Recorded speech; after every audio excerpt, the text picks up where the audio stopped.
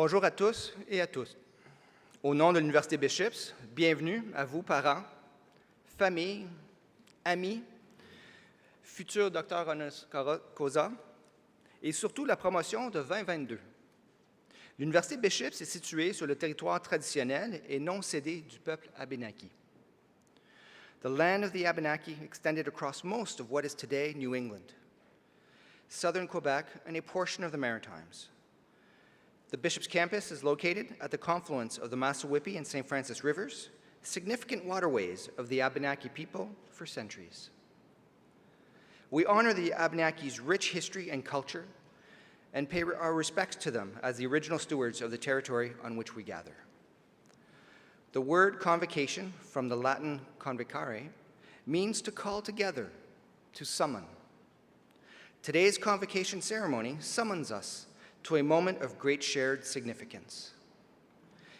In it, we celebrate the joy of learning, the advancement of knowledge, the transformative bonds of friendship, the power of perseverance, and the deep satisfaction of achievement.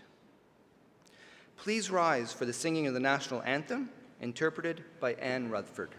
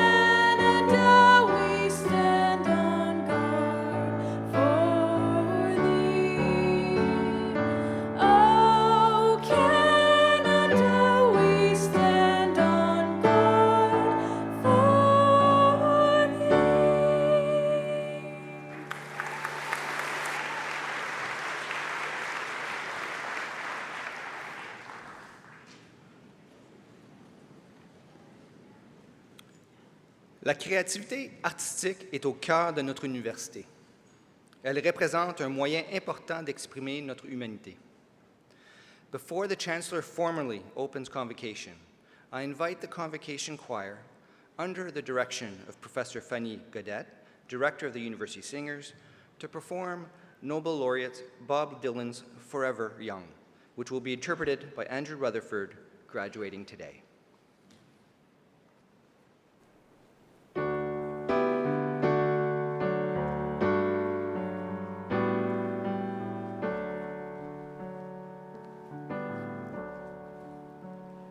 May God bless and keep you always. May your wishes all come true. May you always do for others and let others do for you.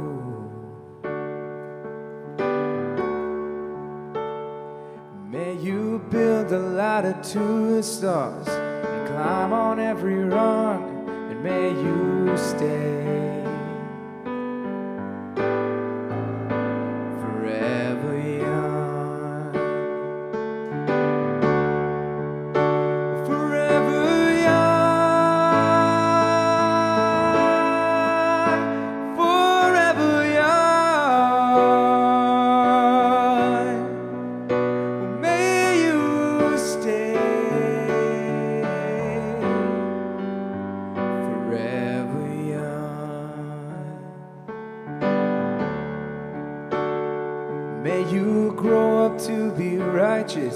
May you grow up to be true. May you always know the truth and see the light surrounding you.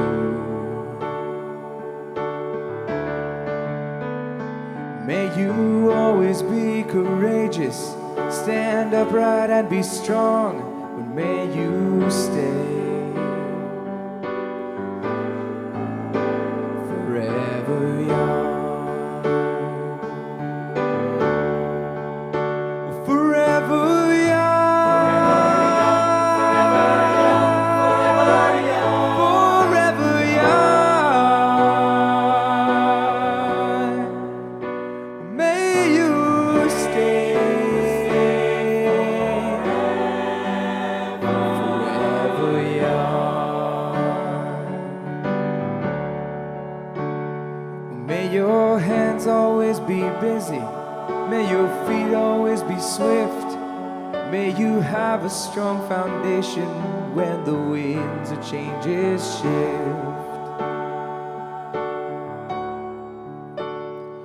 May your heart always be joyful. May your song always be sung. And may you stay forever young. Forever young.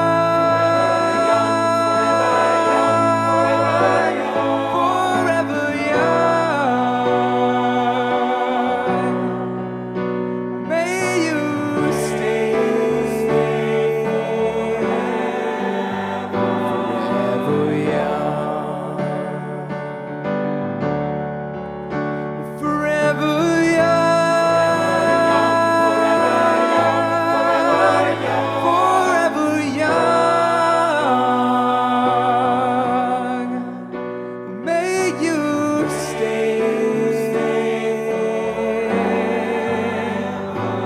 forever young.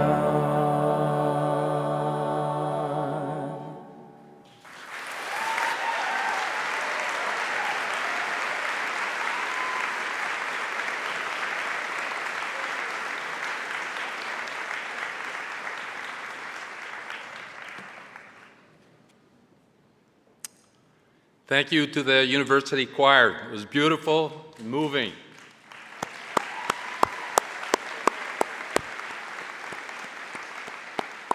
Merci Fanny, toujours magnifique. Welcome to the class of 2022, and welcome to your families and friends. The 194th Bishop's Convocation. Bienvenue à tous. On est ravis de vous avoir ici parmi nous. 194 years is pretty remarkable, don't you agree? Yeah.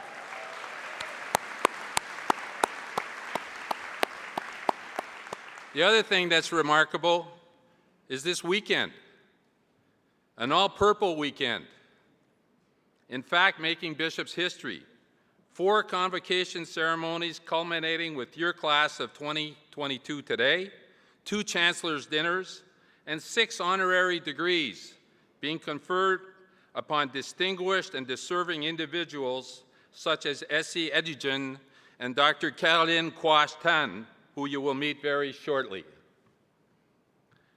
Every time I come to visit bishops or I talk to people about bishops, there's one conclusion that goes through my mind. Bishops is a very special place, a really special place.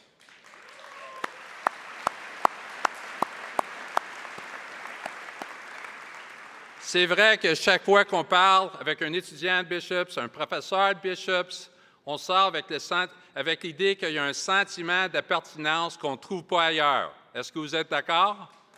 Oui.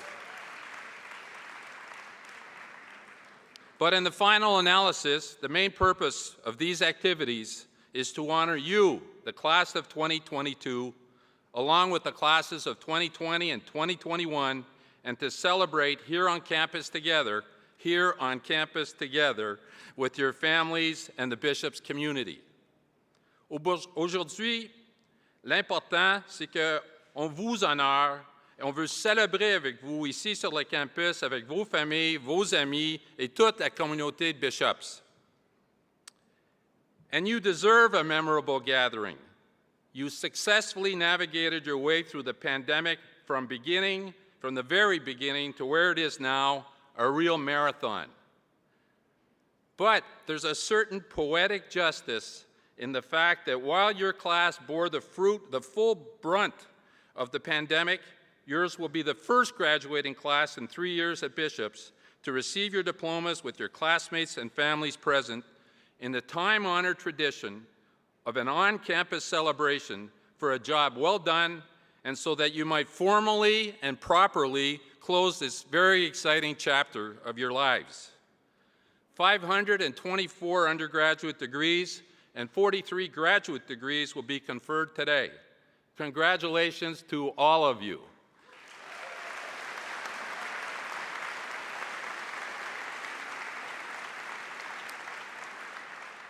I would like to just take a second to congratulate the people, the 43 people that are graduating with graduate degrees. For any of us who know people that have done master's degree or doctorate degrees, the discipline that it takes, the energy that it takes is really quite impressive. Our hats are off to you. Félicitations.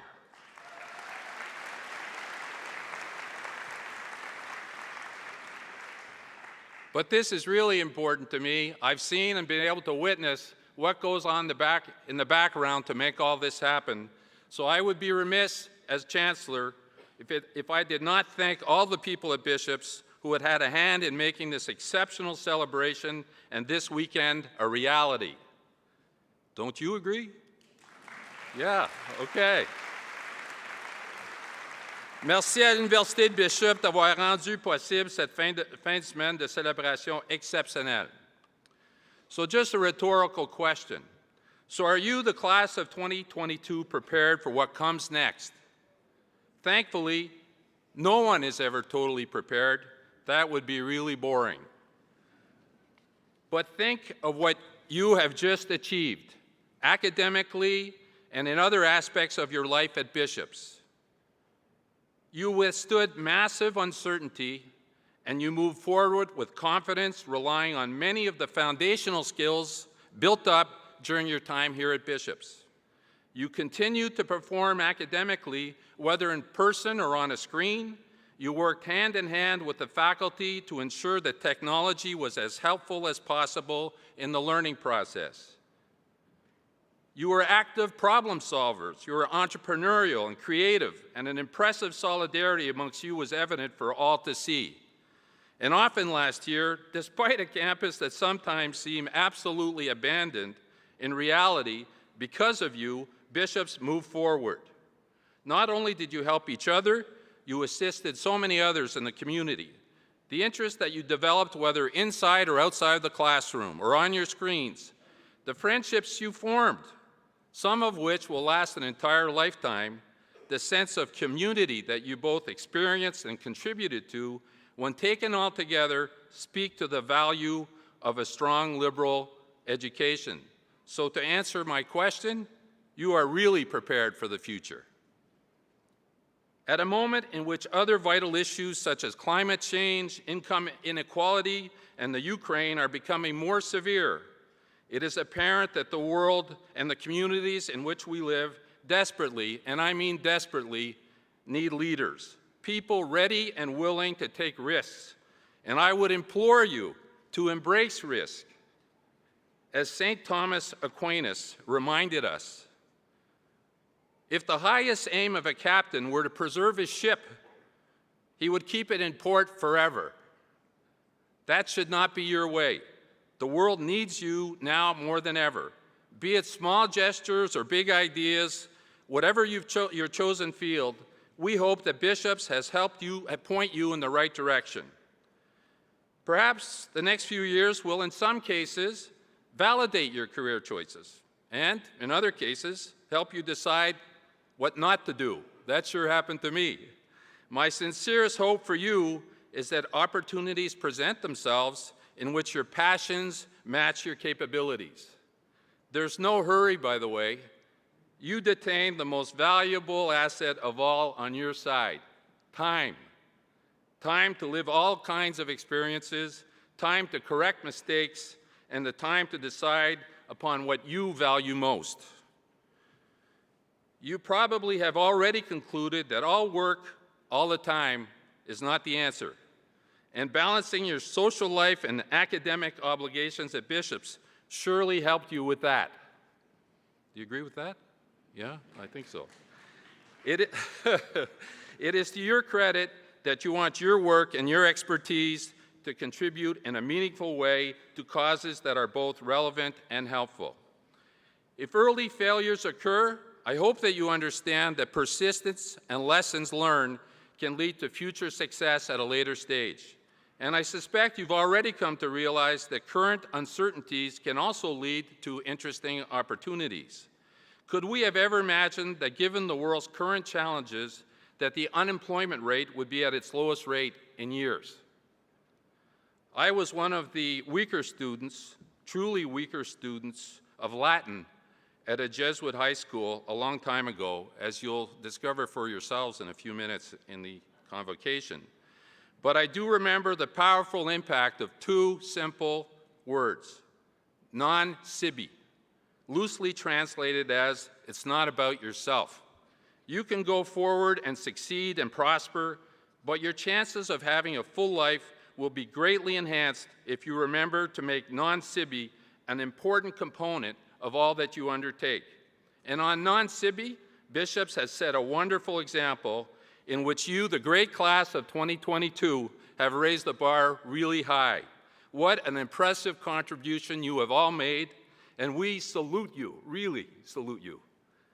So, congratulations and good luck to each and every one of you. Bravo to the great class of 2022.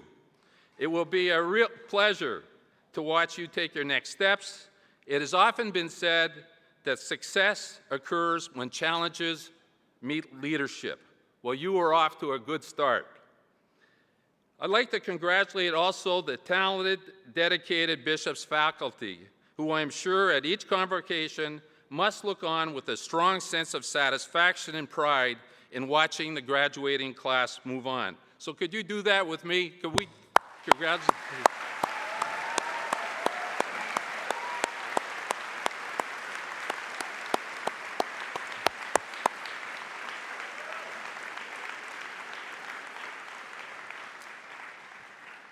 Finally, last and very, very far from least, congratulations to the parents and friends that are here today. You have so many reasons to be proud and even a few reasons to be relieved. And I sympathize with you, and we thank you for all of your efforts. I now am very happy to declare this convocation of Bishops University to be open. Thank you.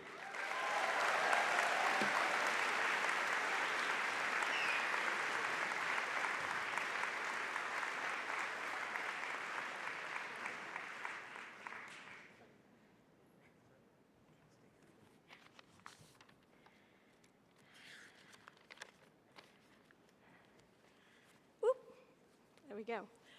Mr. Chancellor, faculty members, graduates of 2022 and friends of the university, it is my great pleasure to welcome Izzy Ejigan to Bishops University for this 2022 convocation. Izzy Ejigan is familiar to many of us as an internationally acclaimed writer whose contributions to Canadian literature have positioned her at the top of her field. Her path to this ceremony has involved a BA in creative writing from the University of Victoria, an MA from Johns Hopkins University, and visiting fellowships all over the world. Her debut novel, The Second Life of Samuel Tyne, set in rural Alberta in the late 1960s, appeared in 2004. But it was her second work, Half-Blood Blues, in 2011, that established her as a dominant and exciting new voice in Canadian fiction. Half-Blood Blues follows the plight of a group of jazz musicians of various races and nationalities in Berlin between the two world wars. Laura Miller of The New Yorker described it as, quote, a languid, slangy, smoky, its characters confined to nightclubs where they banter and rib one another about sex and booze and how badly they played the night before. Central to this work is the relationship, a mixture of friendship and rivalry between the protagonist, Hieronymus Falk, a genius trumpet player of mixed race, and the narrator, the American Sid, a slightly more mediocre bass player. Half-Blood Blues explores their relationship as the Nazis come to power, and Hieronymus's parentage renders him a vulnerable, stateless person in his own homeland. All issues and topics very close to us these days. Half-Blood Blues was shortlisted for numerous awards: the Man Booker Prize, Scotiabank Giller Prize, Rogers Writers Trust Fiction Prize, and the Governor-General's Award for English Language Fiction. She went on to win and receive the prestigious Giller Prize, and the following year, the Anisfield Wolf Book Award in Fiction 2012. As a professor of English literature whose research covers the late 18th century, I have to give a special shout out for her success on being shortlisted for the Sir Walter Scott Prize for Historical Fiction in September 2012. 2014 saw Izzy publish the non-fiction Dreaming of Elsewhere, Observations on Home, and her third work of fiction, Washington Black, was published in 2018 to even greater acclaim. Washington Black follows the unlikely friendship between an 11-year-old slave on a sugar plantation in 1830s Barbados and the sadistic owner's gentleman scientist brother, Titch. Their unexpected friendship starts when Titch, when visiting his brother, asks for a slave to use as ballast for the hot air balloon. Their adventures are both beautiful and powerful. They're tormenting, cruel, caring, liberating, and confining, as Titch introduces Wash to a world of exploration, of science, of art, and of letters. It's the 18-year-old Walsh who narrates his life, and through this we discover a 19th century man of science with a resume of travels and adventures to rival Charles Darwin, and a harrowing past that he cannot shake, much as he tries. It's a fabulous read, and something you must all cover this summer if you haven't yet got to it. Washington Black was nominated for and then won the Giller Prize in November 2018. And while it is easy to read a list of awards and the nominations, let's pause a moment to acknowledge that winning a second Giller Prize, first in 2011 and then in 2018, places Izzy in elite company. She's only the third writer after M.G. Vazanji and Alice Munro to win the award twice. Washington Black was shortlisted for the Man Booker Prize, the Rogers Writers Trust Fiction Prize, the 2019 Carnegie Medal for Excellence in Fiction, and the 2020 International Dublin Literary Awards. Many of us recently enjoyed following the Olympian swimmer Mark Tewksbury defend Washington Black in the 2022 CBC Reads competition. And most recently, we've had the pleasure of hearing her expound on the Black experience in global culture and history through her Massey lectures entitled Out of the Sun on Race and Storytelling. Mr. Chancellor, I present to you for the degree of Doctor of Civil Law, honoris causa, Miss Ezzy Edgigan.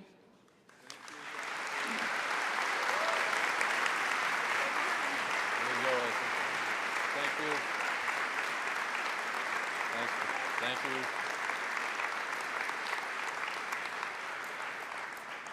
Dominin spectatissim, auctoritate mihi commissar, admitto te ad gradum doctoris in iure civili, in nostro universitat honoris causa. By the power vested in me, I admit you to the degree of Doctor of Civil Laws, honoris causa in our university. Congratulations.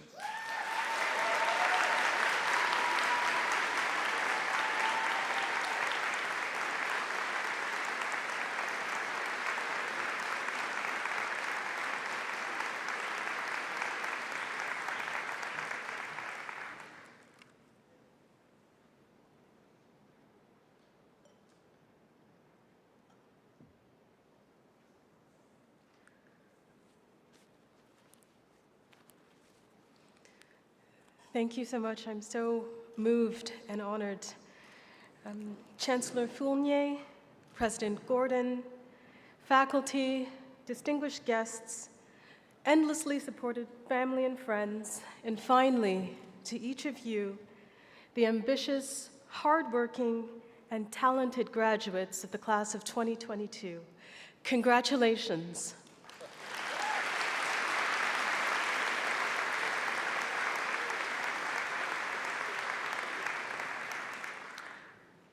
What an achievement. You should all be so very, very proud of the hard work you've put in over these years.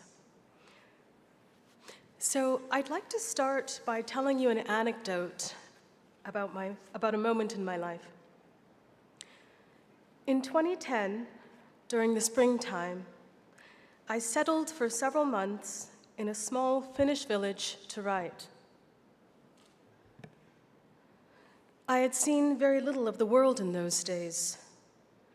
I was immediately taken with the open fields of the Finnish countryside, dark and immense, endless trees, a horizon in which the sun was never strong, but lay in a pale glow over the grass. I remember walking for the first time up the gravel path to the place that I would make my home for the next few months, and smelling, before I even entered, a strong reek of apples left warming on the windowsill by the last tenant.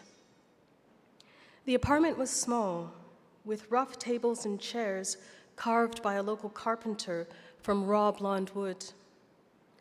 The walls were pocked with holes, as though someone had rushed in just moments before and yanked down all of the paintings. Its emptiness felt ghostly, as if, despite the tenant's departure, some older, more ethereal presence lingered, something that had been there forever and would outlast all things. I had traveled to Finland to finish my second novel, Half-Blood Blues, but without confidence. My first novel had not sold well, and I found myself in the dangerous position of being dropped by my publisher if this one didn't impress. I had a dim awareness, though I tried to hide it from myself, that nothing would impress. I had come to this beautiful Finnish village to fail, though I could not know it then. I spent my days writing and going for long walks on the winding gravel path that the town was built around, passing by its single pottery shop, its scissors shop, really a whole shop just for scissors and knives, and its restaurant where the head cook, whom I'd befriended, seared fish and hamburgers on a char-darkened grill while watching hockey and listening to death metal. As I came to know more and more people, I began to visit the public sauna, where, shyly at first, and then with more abandon, I'd sit naked among strangers of every age and talk politics and history as if we were all fully clothed at a cafe. Then, when we could no longer bear the steam, we'd leap up, throw open the wooden doors with their smell of burnt cedar, and run through the bright air to the frozen river, where a hole had been cut in ice. One by one, we would throw ourselves in, the water sharp as sparks and drawing out cramps in our skin, all of us laughing, feeling perfectly outside of ourselves. The villagers had many professions, but almost everyone considered herself first and foremost an artist. Their homes were their art. I have never before or since seen people so invested in everyday beauty. I was invited into a home whose rotted wood facade gave way to a clean white interior with white cushions and white sofas and white appliances. Stepping inside, I felt atomized. I sat stiffly on the couch, clutching my tea in a death grip for fear of spilling it. I was invited into a home where every wall was painted a different color, so that whatever troubles dogged you in the outside world, you could at least sleep inside a rainbow. And I visited a house whose long pathway from the road was lined with huge, twisted metal sculptures of animals and people. The artist was an African American who'd settled in the village shortly after the Second World War, and he was old now and going blind. I can't help but see those sculptures as an attempt to arrest the world as he remembered it, to give shape and permanence to an age that he had witnessed and that would soon fade from him. This is your task too, to make sense of the world and your place in it, to weigh the risks against the joys. Some of the happiest moments of my life were spent in that village. And yet, I also remember it as the site of my greatest failure, the place where I almost gave up writing. I returned home to have my novel flatly rejected, sometimes twice by the same publisher.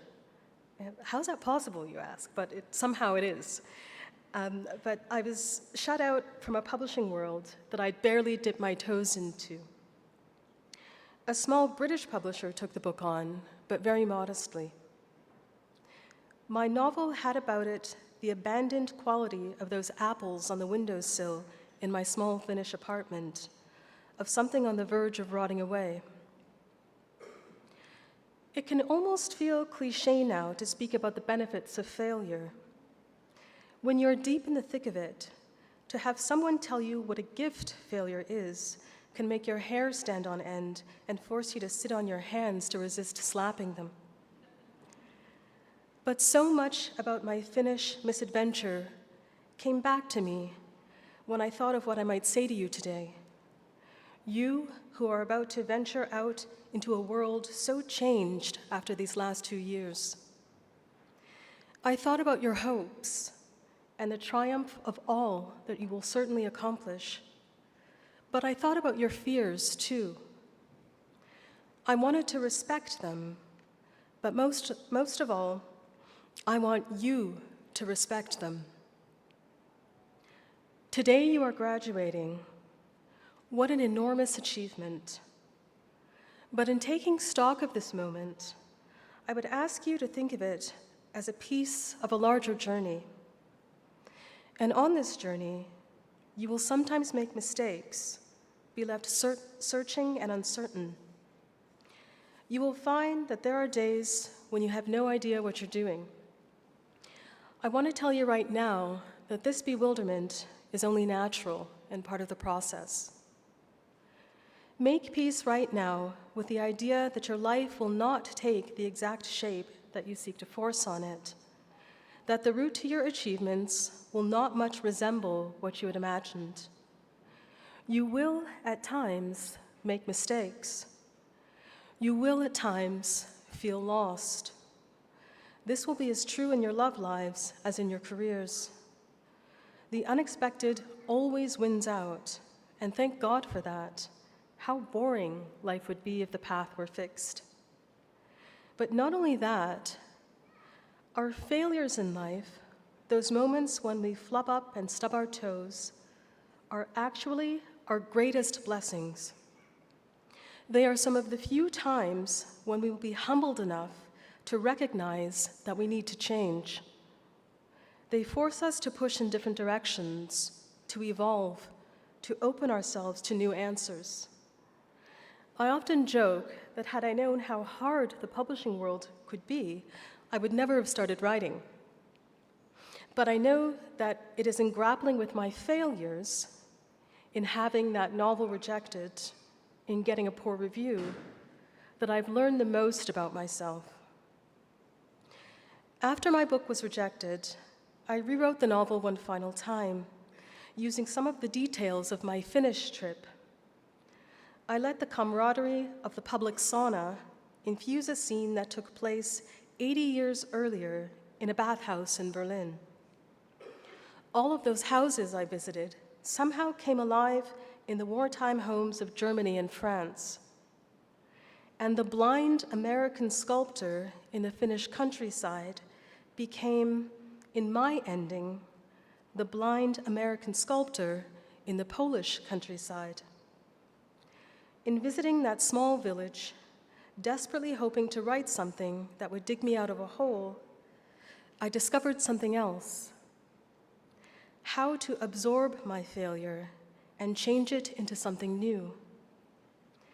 In a reversal out of a novel itself, the book would eventually go on to be nominated for the Man Booker Prize and win the Giller Prize. Now, I say that not to blow my own horn, but to illustrate how important failure can be. And so I would urge you, Make room for new experiences, for wonderful new encounters. Like the residents of that Finnish town, make room for everyday beauty, but also make room for the possibility of sometimes getting it wrong. For those are the moments that will transform you. Shine a light on your limits and challenge yourself to get beyond them, because our limits can only change with our awareness of them. Success is not the opposite of failure, but the act of being awake in failure, of processing what went wrong, of trying harder, of doing better. I want to congratulate you again on your first day of opening yourselves to every path, especially those least expected. Thank you very much. Congratulations.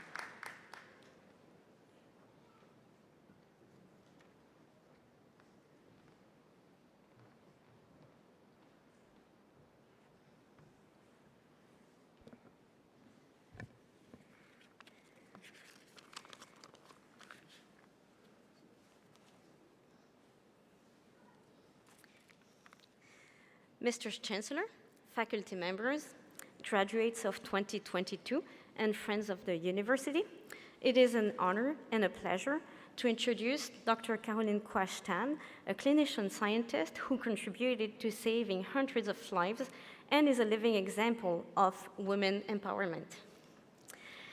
C'est un honneur et un réel plaisir de vous présenter Dr. Caroline Quash, médecin et chercheuse qui a contribué à sauver des centaines de vies et qui est un exemple pour toutes les femmes qui souhaitent s'impliquer dans la société. Dr. Quashtan is a physician at the head of the Service of Pediatric Infectious Diseases at the St. Justine Hospital. She actively works in disease prevention and control in her clinical practice. An active researcher in epidemiology, vaccination, and immunization, she has published over 100 scientific articles.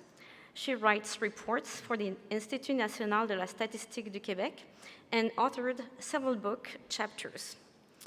Besides an impressive number of prizes and awards recognizing the excellence of her research work, Dr. Quashtan was elected a member of the prestigious Canadian Academy of Health Sciences in 2019.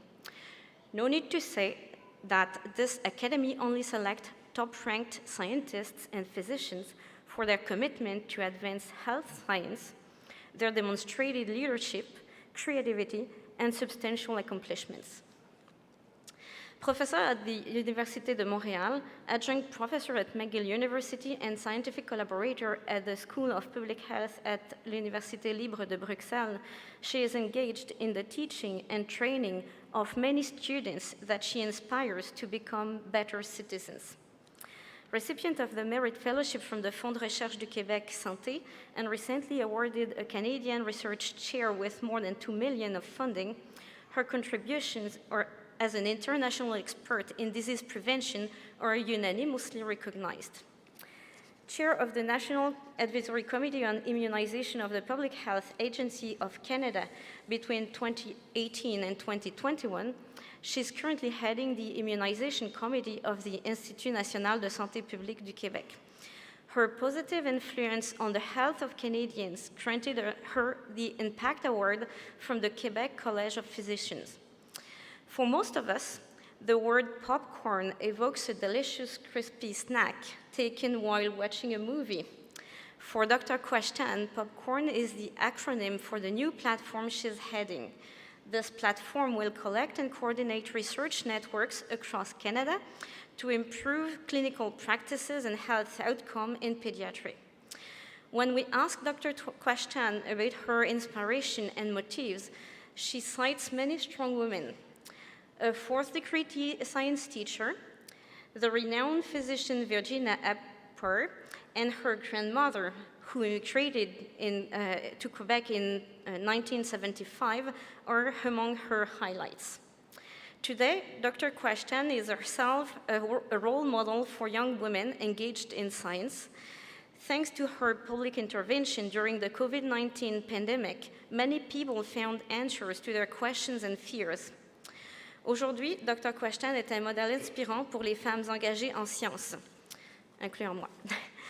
Grâce à ses interventions publiques durant la pandémie, nombreux sont ceux qui ont trouvé des réponses à leurs questionnements et à leurs inquiétudes. Shining, empathetic, and extraordinarily charismatic, Dr. Question entered the League of Most Influential Women in the 2019 and 2020 rankings of Canada's Most Powerful Women. Mr. Chancellor, I present to you for the degree of Doctor of Civil Law, honoris causa, Dr. Caroline Question.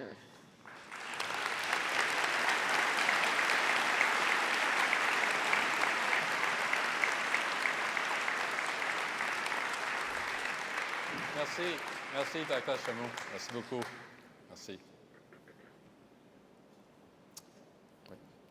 Domin spectatisme oritate mihi commissa admito te ad gradum doctoris in iure civili in nostra universitat honoris causa. By the power vested in me, I admit you to the degree of Doctor of Civil Laws honoris causa in our university. Félicitations. Congratulations.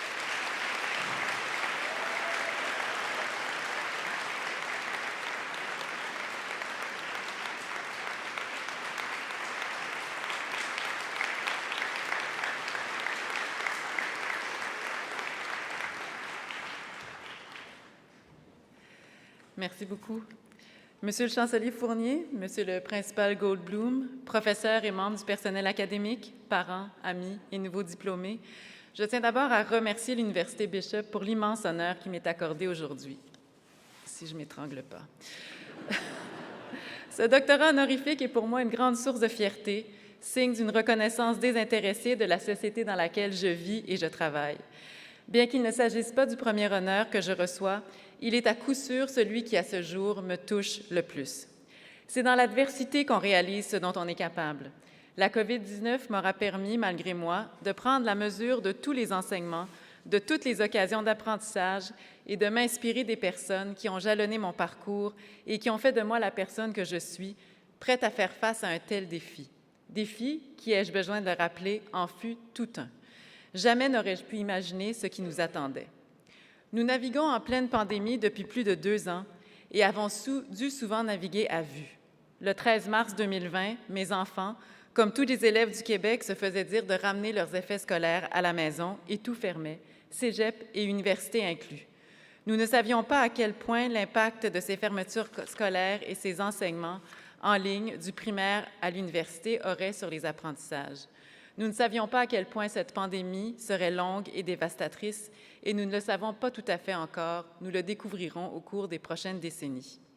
Face aux incertitudes et aux craintes de la part du milieu de la santé, des scientifiques et de la population, la COVID-19 a été tout un défi. Un défi tant au niveau de la communication que de la science, de la politique, un défi de gestion et surtout associé pour plusieurs d'entre nous à une charge de travail presque inhumaine. Je prends quelques secondes pour remercier mon mari, Michel Jaudoin. Sans son soutien, je ne serais certainement pas aussi sereine aujourd'hui. Je remercie également mes collègues au CHU Sainte-Justine et à l'Université de Montréal, ainsi que mes enfants et ma famille pour leur compréhension. Heureusement, les équipes au sein desquelles je travaille, tant à l'hôpital qu'au niveau provincial et fédéral, sont agréables, drôles, bienveillantes et ouvertes. On peut y rire, pleurer et exprimer notre frustration. Il y aura toujours quelqu'un qui nous comprend. Cette pandémie m'aura fait rencontrer des personnes extraordinaires que je n'aurais pas croisées autrement. Elle a, malgré le confinement et l'isolement, élargi mes horizons. I'd like now to take a few moments to congratulate the graduating students. Your cohort, more than any others, deserves to be lauded. Like my middle son, you started your bachelor's degree in a different era. You thought the future was limitless. Perhaps you saw yourselves going to grad school in the US or abroad, and then came COVID. You had to learn through online classes. If you hated those, trust me, we did not enjoy teaching them either. You missed your friends, but had to remain motivated with the support of those around you. Gyms and bars were closed, What type of undergraduate years were those? What usually bonds us, creates our networks, builds the adults we will be, was not allowed. Nevertheless, you pulled through and are graduating today. I want to congratulate you for being so perseverant, for putting up with everything that was asked from you, and for putting your community before yourselves. For those who may have struggled more than others, you deserve all my respect. I had it easy and realized only later how much work ethics is the core of one's success. Talent is nothing without work. I know, older folks told you already. For those of you who know exactly where you're heading and may even have a career plan, kudos. For the others who feel that they're soaring like a kite, catching one wind current after the other, rest assured, it's been my life all over. That I never knew where I would land. I'm still not sure if this is all there is. All I knew early on is that I wanted to work with children. Children love to play, they laugh at my jokes. With them, I don't have to pretend to be anyone I'm not. Children, mine to start with, have allowed me to discover who I really am and were the foundation of who I am today. Elizabeth and Nicolas, thank you for being there early in my life. Philou came later at a time when I already knew who I was. We had fun. I adore you. I was remembering the other day how one of the stuffed animals you made, a zebra I believe, said that you would stay with your mother for the rest of your life. Thank God you changed your mind, became autonomous, and left the house. One thing I still must work on is learning to say no. I didn't know then it was called FOMO, but do I ever have this fear of missing out? Every time someone asks me to join a committee or a research project, rarely have I said no. I fear that the occasion will never present itself again, and that I will miss an opportunity to learn and improve. It started when I was in med school. I joined the class council as the secretary and then the treasurer. That had nothing to do with my studies, probably deterred me from them a little bit, but I liked being involved, and I learned something new, not only skills, but about myself. I loved the clinical world, met amazing attending staffs who were able to teach with passion. One led me to pediatrics, the next one to infectious diseases and medical microbiology. My first real research project was on the burden of influenza in infants, leading to the first vaccination recommendation for the country. I was hooked. I wanted to be a researcher in the field of infection control, vaccination, and public health. I liked being able to influence an entire population's health. One thing leading to the next, I became a member of the Quebec Immunization Committee, and the rest is history. I learned the vaccination science along the best, learned the Quebec public health and governmental systems, being the chair of the infection prevention in daycare, coached by mentors, learned governance, being a member of various boards, from my daycare to non-for-profit organization, and finally on the Canadian Association for Medical Microbiology and Infectious Diseases. My department head was having heartburns looking at my involvements. He worried I was not concentrating enough on my research career and feared I would not be competitive because spread too thin. He was hoping I could focus on things that directly led to publications and grants, finding that other activities may not be as valued academically. He was advising me to only accept what would be in direct line with my objectives. Problem was, I didn't really know what my objectives were and how to achieve them, and I really liked to learn and liked all the application of science through committee discussions and decisions. I love creating new networks, being able to answer complex questions. I love the creativity, and I'm curious. That thirst for learning and discovering outside of one's comfort zone is what keeps us alive and what makes us thrive. At least it works for me. The growing pains from the H1N1 pandemic that drove me to my knees, Ebola, the measles outbreak in 2019, along with everything else I had learned, prepared me to face my roles and responsibilities with COVID-19. I was in my last year of chair of the National Advisory Committee on Immunization and then medical advisor for infection prevention and control at my hospital, and just did what needed to be done as part of the team. My parents believed in me. My parents told me that with talent came responsibility, that I needed to give back to the community that nurtured me. This is what I aim to do every day: work for the betterment of our society, support my students, inspire them, open doors for them, mentor the next generation, and give them opportunities. I applaud you. You are my children's age. You seem better than I am at balancing life and work. You aim to learn, and you work not for the salary, but because it is interesting. Social standing does not seem as important for you. You have values, you want to save the world, you have a vision, and you dream. The environment, social justice, equity, diversity, and inclusion, these are not just words for you. You embrace these concepts, they are part of your lives. Just make sure you remain curious, that you never take anything for granted, and invest yourselves. Aim to be the best you can be, and I am confident I can age graciously with you to take care for our world. I hope to meet you someday, somewhere, and hear what you have solved, created, written, or dreamed about. Tomorrow is yours. I wish you fun and luck. Merci, et que vos lendemains soient heureux.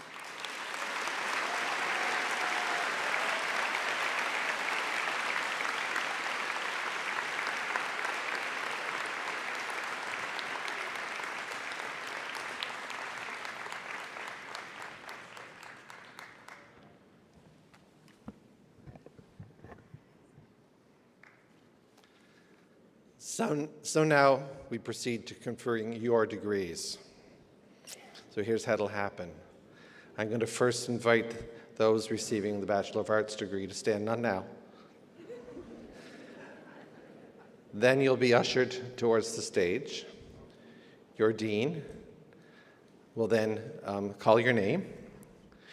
You will be hooded by the registrar or the Dean of Student Affairs. And if you are a First Nation, Inuit, or Métis student, you'll also have the privilege and honor to be hooded by Dr. Abel Bosom and bestowed a special stole for Indigenous students by our Indigenous Student Support Advisor, Vicky Boldo. Then you'll cross the stage and you'll be congratulated by the Chancellor and the Principal. They'll take some pictures. They'll be on my BU for your pleasure. And you'll share them around. Maybe you'll put them on social media. So we're not quite ready to ask you to stand yet. We have our Indigenous Student Support Advisor, Vicky Boldo. She's going to address Convocation to mark this very special moment for you all. Over to Vicky.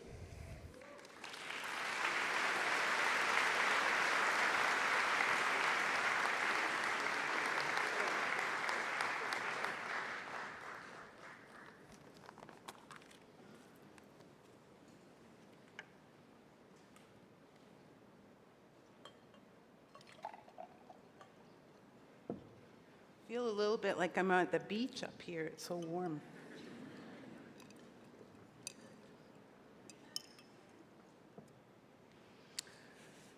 So, mio kisikao kagiao kioao, kisiwatu inyo tinis kwayun sigason, kwetsin otunia, maga St. Catherine de Hatley ni weekend.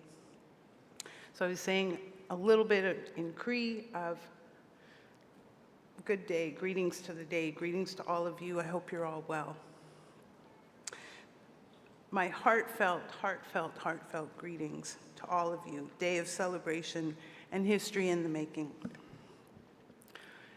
And you were the class that I came in with. I arrived here in August, and I'm really moved. I've learned so much from all of you in these few short months.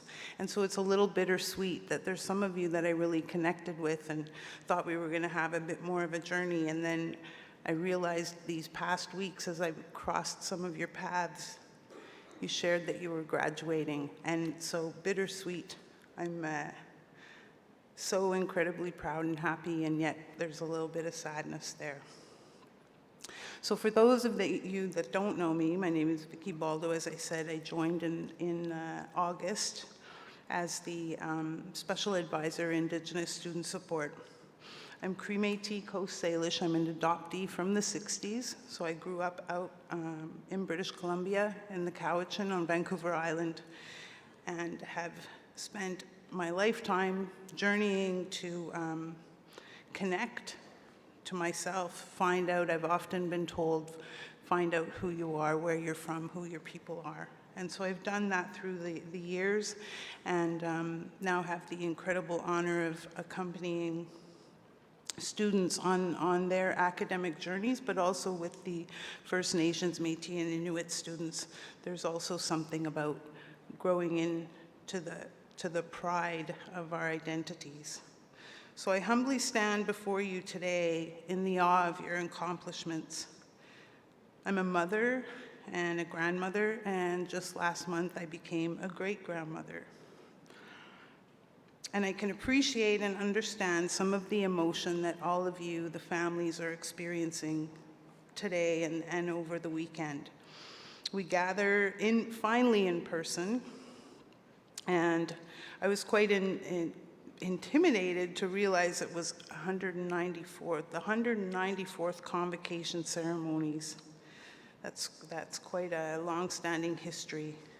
And so I hope that all of you are a little bit stronger and a little bit wiser, and hopefully you're just a little more appreciative of the simpler things in life after all that we've come through and what we're re-emerging from. We think of the unprecedented times that we kept hearing about over these past 27 months or so.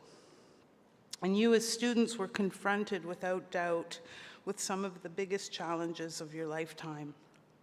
So my hope is that you've learned much about yourselves, that you embrace the whole of who you are in body, mind, emotion, and spirit. Some of you may know, if you spent time with me, I often share the message of the better we know ourselves, the better we understand ourselves. And the other way as well, the better we understand ourselves, the better we know ourselves. And so in Indigenous circles, often one of the first questions we ask, or that you'll hear, is, "Hi, where are you from?" And then we proceed to go on and we share a little bit, just like I did with you, of who I am and where I'm from and the fact that I'm a mother and a grandmother and all of those things. And part of that just, for me, I find in working that way is it brings safety into the space, and it just connects us a little deeper. So in doing so, we also pay honor. We pay honor to those who came before us, to our ancestors. And so I invite you today, as you walk across this stage, to be acknowledged, to walk with your head high. Your ancestors are very proud that you've come this far. We pay honor to those of present day, to those who walk this earth walk with you, that accompany you, encourage you, and share the lived experience in this physical world. And so for those, again, I say walk with your head high. It's for those, for your families, your professors, your peers, and the bishop's community. I know that they are also proud. Lastly, we pay honor for those to come, the generations that lie ahead, for your nieces, your nephews, your cousins, your children, and your grandchildren.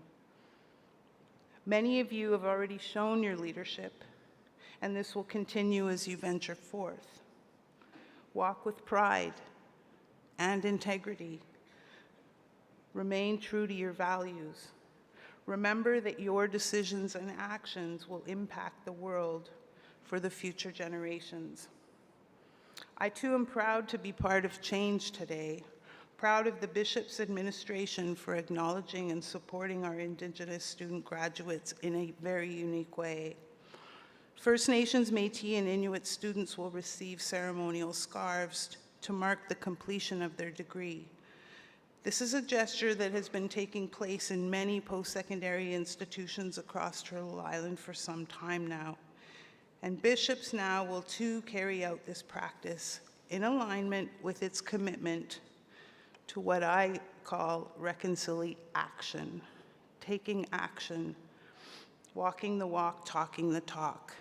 Because we must not forget that up until in the 1960s, in Canada, in accordance with the Indian Act legislation, that Indigenous peoples were not permitted in these spaces. And not only that, that they were enfranchised, that they lost their Indigenous status. They lost their status as natives if they pursued further education or if they were in the military.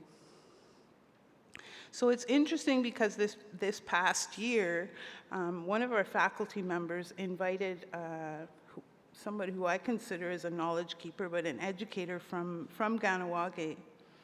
And they came to speak in the class, and then they came over to visit with the students at the center. And it was really special, really heartwarming to hear that he had graduated from Bishop's. I believe it was in 1978. And he went on to be one of the founders of the Ganawage Survival School. He's committed his life to improving education for his community, for supporting the youth, and for pushing the importance of furthering education. So I want to just share with you that the symbol on the stoles that the students will be receiving today was created by one of our art education students. And I engaged in some conversation with Joe Dorada Cross, and we were talking about how could we capture, how do you go about doing that of capturing the essence for the Indigenous students without it getting kind of tacky or, just being kind of the common, some of the more common symbols that we see. And so we started talking about what does life on campus at Bishop's for Indigenous students look like? What is the relationship to the land? And so we have the circle for the people and the mighty pine trees that we have on campus. And then the islands here out where the rivers converge, and the water. Water is life, right? We can't go too long without water. And then down here, the weave within which represents for families and clans, they each have their weave in their pottery. And so this is, I think, really something really precious that, and newly coming in this year. So I'm really, really proud to be a part of that. Now, I didn't do this morning or yesterday, but I'm going to take just a couple of extra minutes, and I'm hoping that you may be able to pass on what I'm going to share to your peers that were here this morning. And I'm going to do this because I'm going to capture the moment, because I know if I don't, on my way home, I'm going to really regret that I didn't say this. And it comes from the heart. When I think of my pivotal moments this past year at Bishop's. And the first one is to my colleague, a shout out to my colleague, Shauna Jerome. Shauna, through her eyes and her actions, really taught me what it is, the Gator spirit. Shauna's dedication to community and bringing people together, she really, really taught me that, and so I'm grateful for that. And then I had another student who came up to me a few weeks ago, and there were a few times through this year where we sang together with my drum, and we stood together, and we marched into the night together. But this particular student, I was speaking about our anger and how our anger, there is righteous anger. And I certainly know about some of those things as an Indigenous woman, righteous anger of things I've had to overcome in life. But I also spoke about our anger of how it's necessary for us to work on ourselves and work on that, to make the peace, to be able to move into a good space, to be able to deliver a good message, to work in a loving way, to get the work done. And so this student saw me a few weeks ago and came up to share that had really impacted them. And the whole thing of knowing ourselves and understanding ourselves. So that graduate shared that they're going to go back to their homeland and really spend some time over the next month with their family there. So I was really touched by that. Another moment was when we had one of our First Nations students, who's also a parent student, who shared when they said that they were very grateful for their resilience, but that as a parent of now a young infant daughter, that they hope in time that their daughter will not have to have that resilience in the same way that the student had to have in their lives. So these were moments that really, really impacted me. And then what really put wind under my sails was a few short weeks ago when I was invited to the SRC Awards, and I got this thing for community impact. And I was really extremely humbled by that. So I just want to thank the student body in particular for the way that you showed me what community is and what's important to you. Congratulations again to you, your families, and your peers. My hope for you is that you continue on your journey with a childlike curiosity. Honor your 6-year-old. Remember that 6-year-old, the one where, you know, if I had a conversation with you and I said, what was the dream at 6 years old? Contemplate every opportunity and embrace all your life lessons. Remember, there are no mistakes and there are no failures. It's often in these experiences that give us the greatest growth. Ninanaskaman, Niwakomakanak. Thank you, all my relations.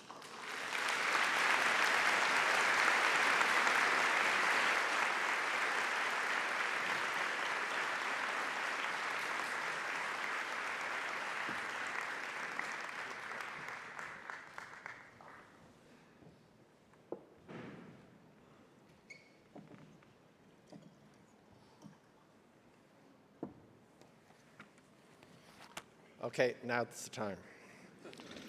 So I'm going to invite the members of the graduating class of 2022 who are to receive the degree of Bachelor of Arts to please stand.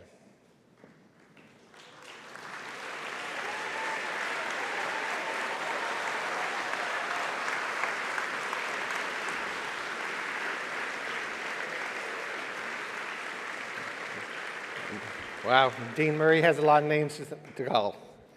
Mr. Chancellor and all members of the university, with the unanimous approval of the convocation, I present to you these candidates in order that they may be granted the degree of Bachelor of Arts.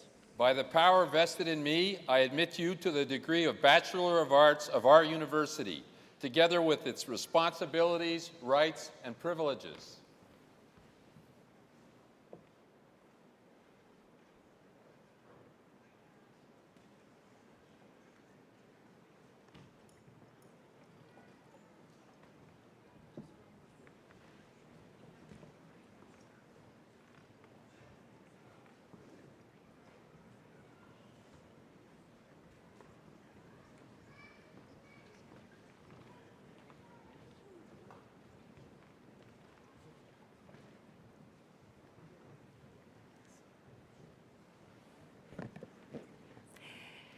Valerie Frechette Figueroa with distinction.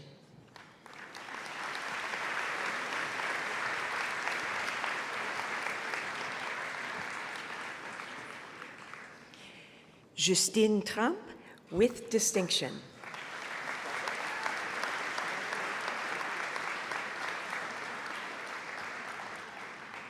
Benjamin Hemingway.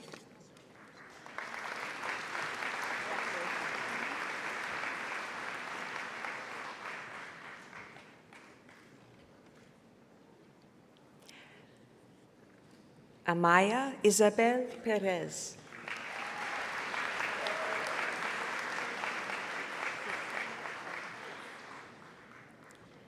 Cecilia Alain with distinction, Glenn Wickens Prize in Film Studies.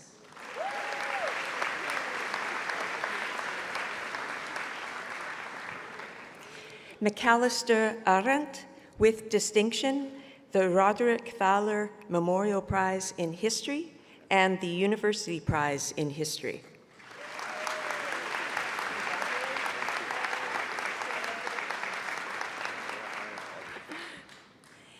Jeremy Audette, with distinction, the Shauna Murray Memorial Prize in English.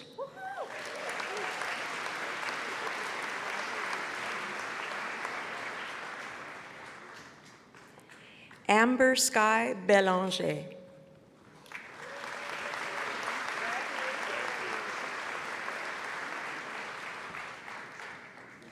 Carson J. Brown, with distinction.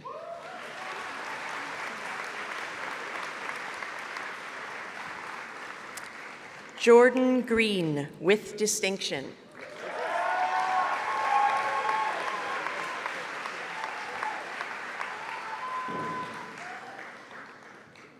Alessia Hatch, with distinction.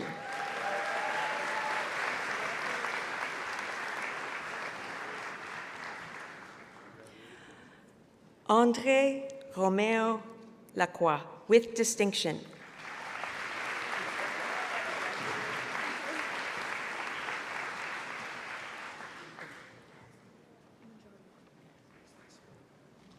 Veronica Asunta Manjaro, with distinction, the Mackey Prize in English, the Stan Mill Prize for Excellence in Writing, and the Vice Chancellor's Prize.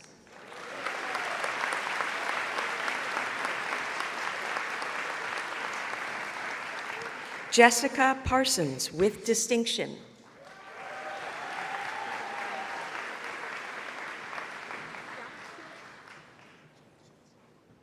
Yan Truth.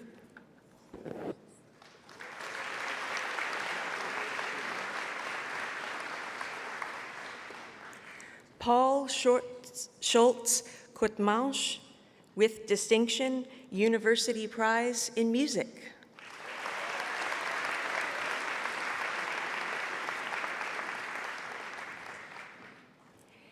Sarah Spieth, with distinction, the University Prize in Liberal Arts.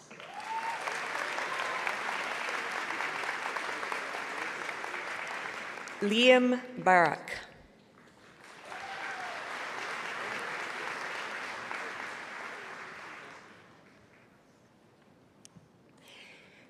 Maisie Beavers.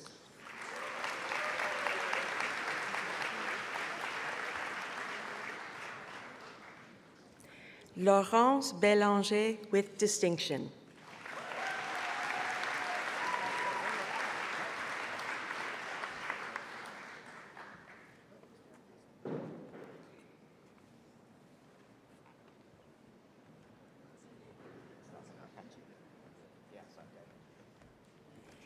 Emmanuel Bressette Erickson.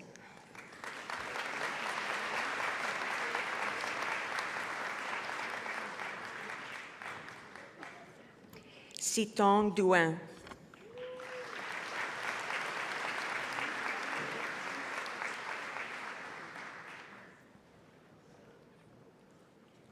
Noémie Gagnon, the Lieutenant Roddy Lemieux Prize in French.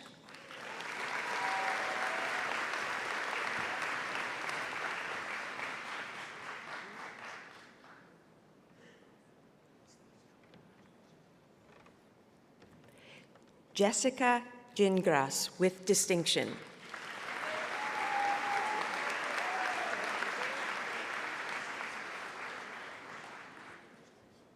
Sarah Halberstadt, with distinction.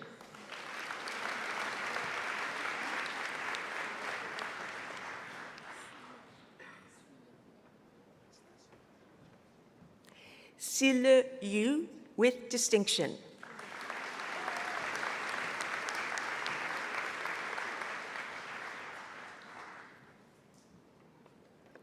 Alexander McAlpine, with distinction, the Malcolm and Evelyn Doak Prize in History.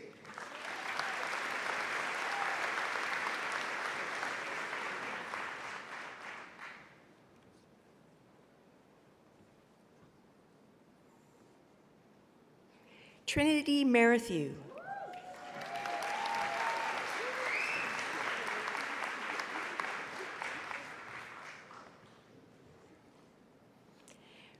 Taylor Francis Kelleher O'Day.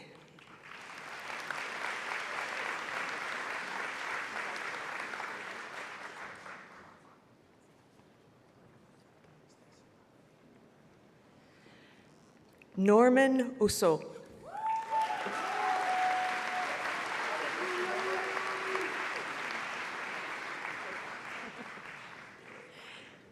Douglas Porter.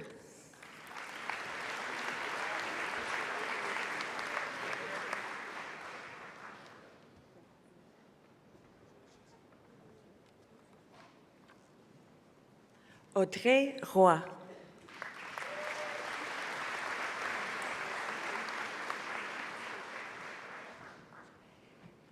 Scotia Sharp.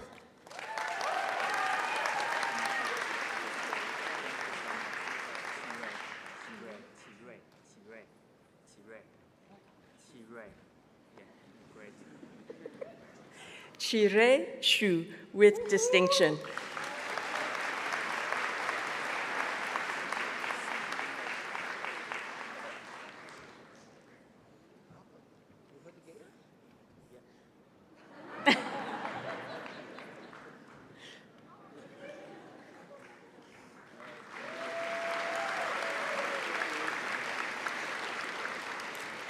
Shichandra Wang.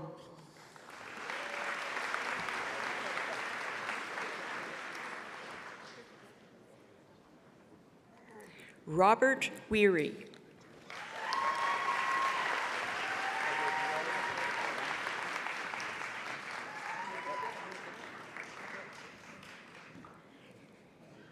Jack Wild.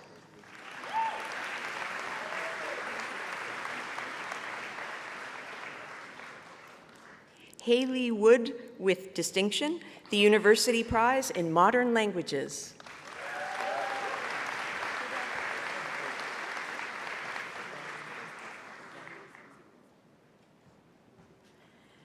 Langre Shu.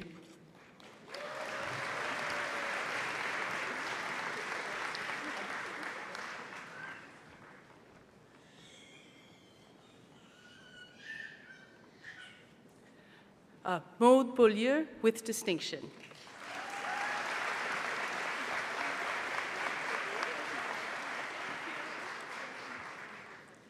Roxane Bouchard with distinction.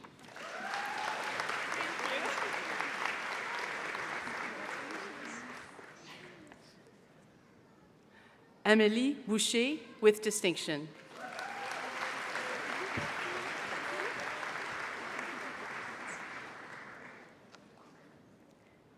Kelsey Burnham with distinction.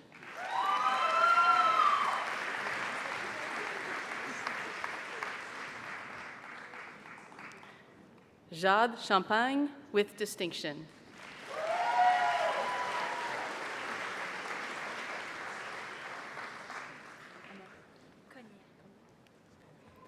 Emma Cognier with distinction.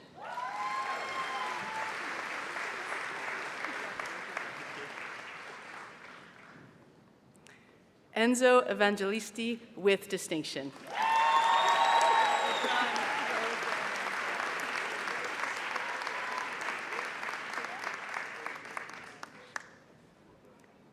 Cheyenne Fauché with distinction.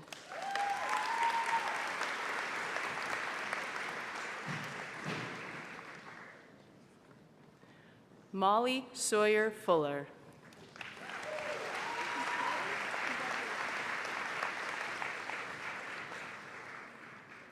Savannah Godbout with distinction.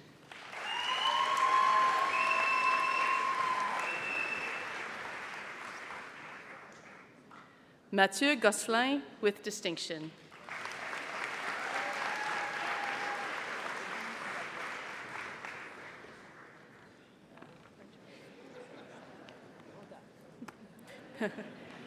Zachary Griffiths Julien.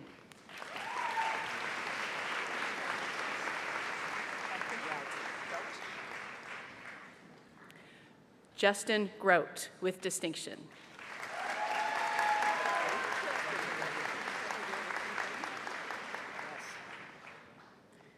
Catherine Hackett with distinction, the Gerald Theodore Rayner Prize in Political Studies.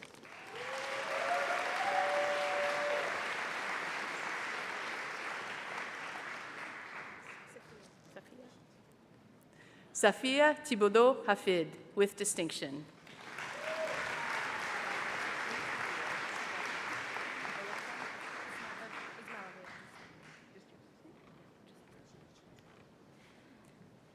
Ismailova, the Andrew, oh, sorry. Oh, so sorry. Alexandra Ismailova, the Andrew F. Johnson Prize in International Political Economy.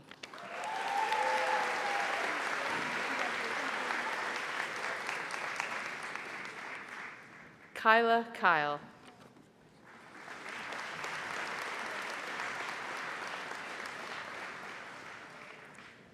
Philippe Alexandre Langlois with distinction.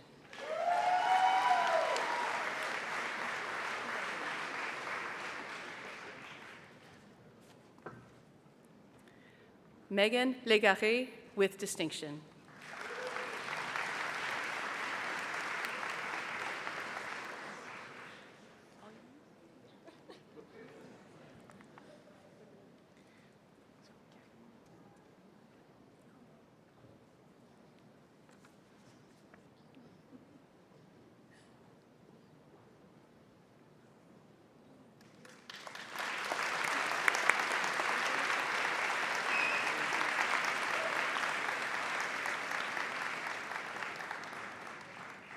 Karine Mila Lima Cambron.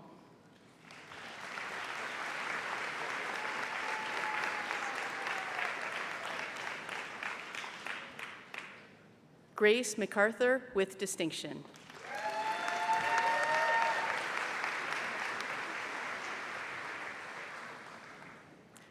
Lynette McGuire.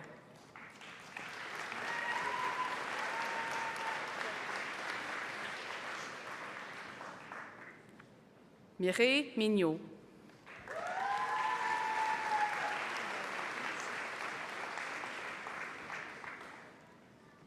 Ariana Myers with distinction.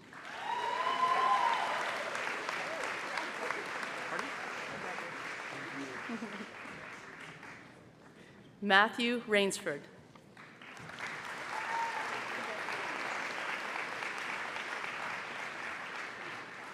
Audrey Richard with distinction, the Dr. Shannon Gadbois Prize for Excellence in Psychological Research.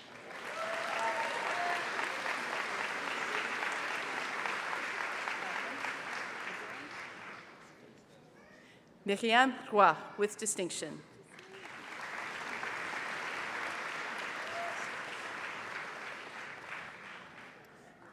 Coralie Selval with distinction.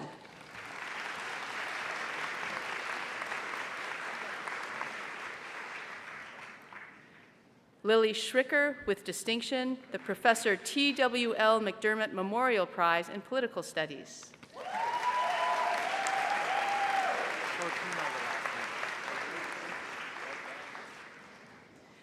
Vincenzo Sortino with distinction.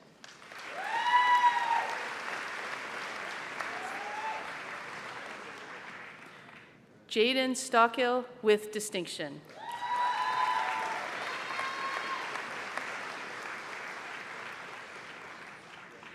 Evelyn Verrette with distinction, the University Prize in Economics, the University Prize in Politics and International Studies.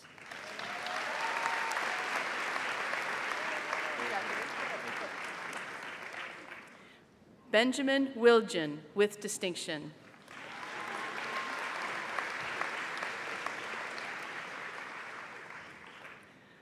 Sarah Amazitz.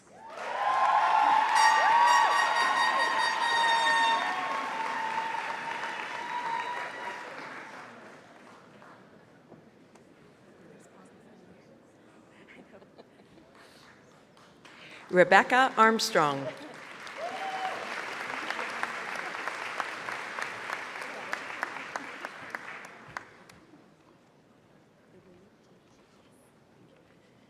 Evelyne Auger.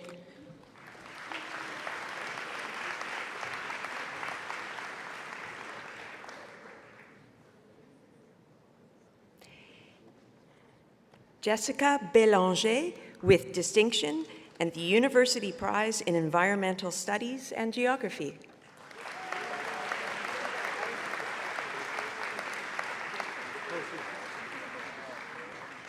Thomas Boucher with distinction.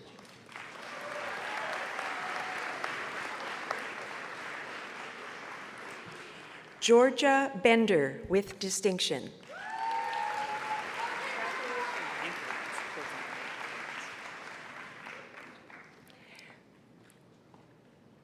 Colton Bennett.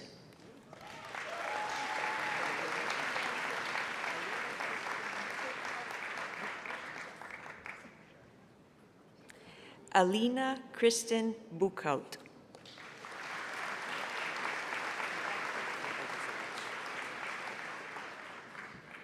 Hayden Borham.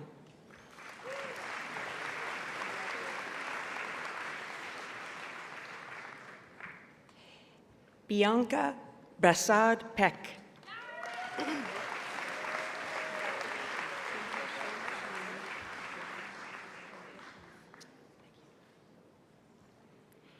Shaima Shaumi.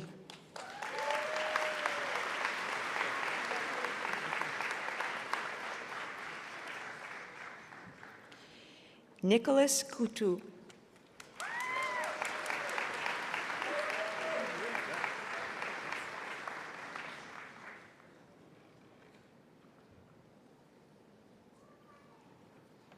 Etienne Couture with distinction.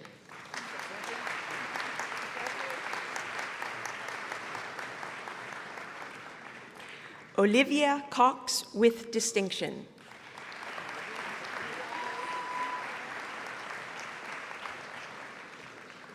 Hillary Davidson.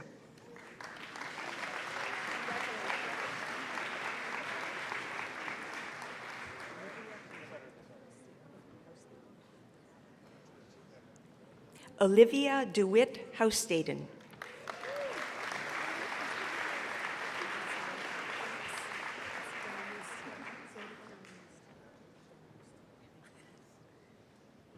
Emma Denemoustier Leblanc.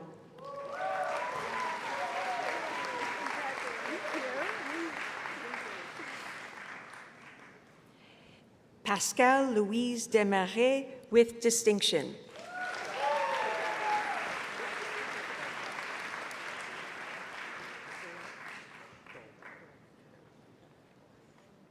David Christopher Dole with distinction.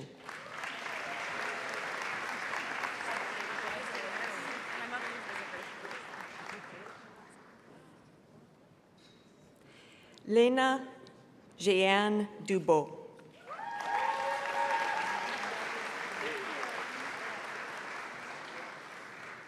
Lydia Amilcar.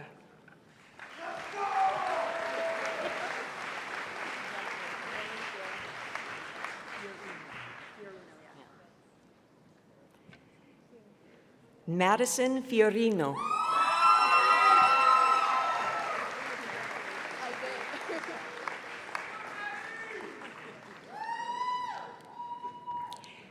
Allison Gagnon with distinction.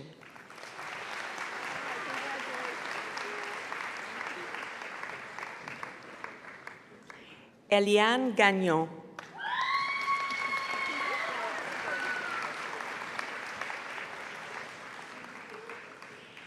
Haley Galin with distinction, the University Prize in Sports Studies.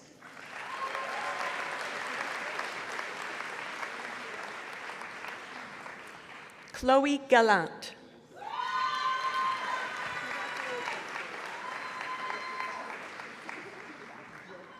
Haley Gardner with distinction.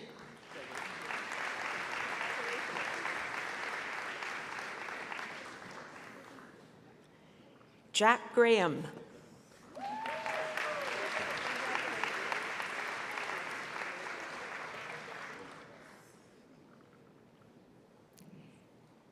Megan Gray.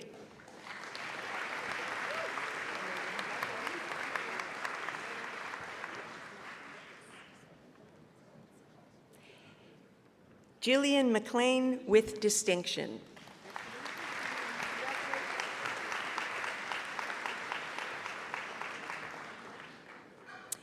Mackenzie Matheson.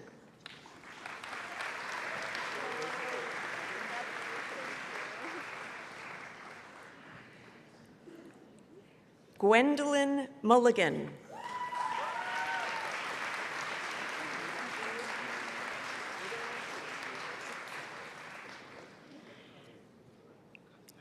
Andrew Rutherford with distinction.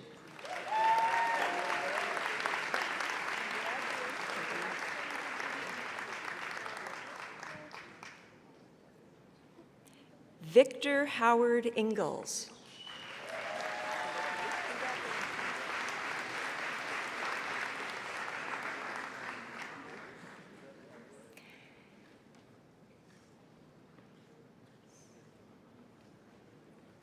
Ella Lee with distinction.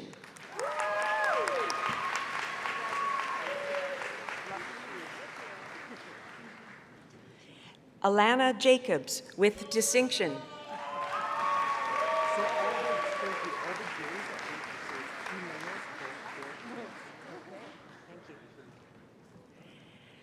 Roberto Jimenez Bojorquez.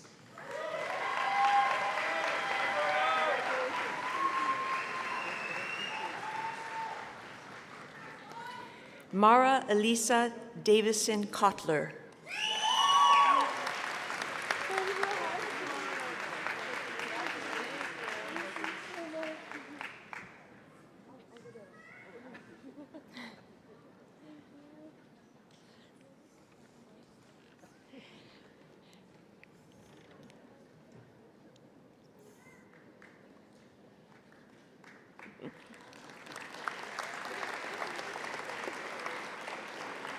Trisha Lamb with distinction.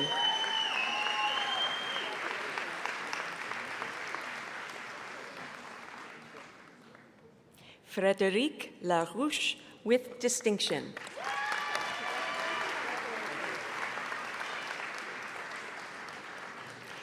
Justin Lauzon.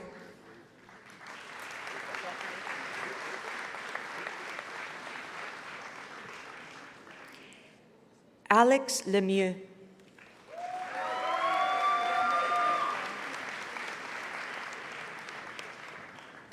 Savannah Leroux.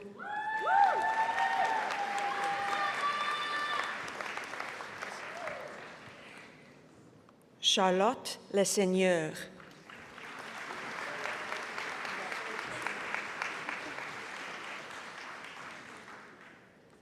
Liam Lively.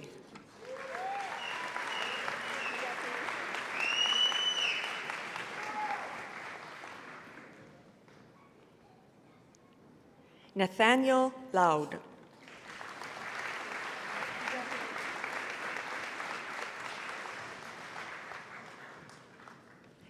Jezebel Marcotte.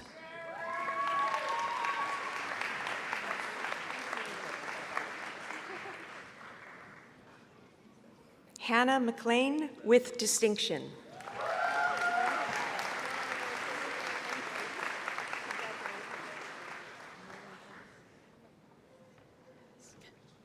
Abigail Meleres.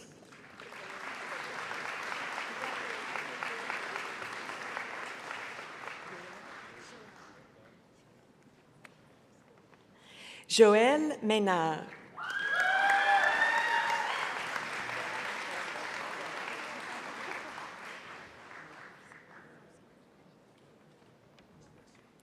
Alex Moravsky Bernier.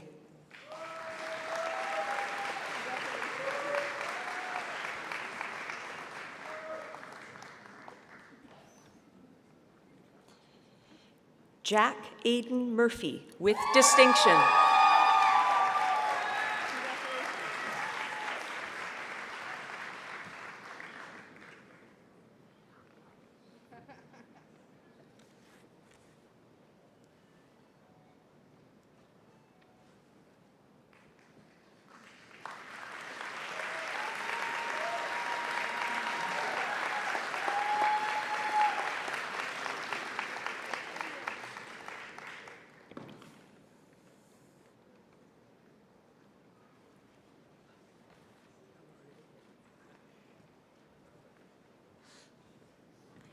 Quinn Zachary Murphy, with distinction.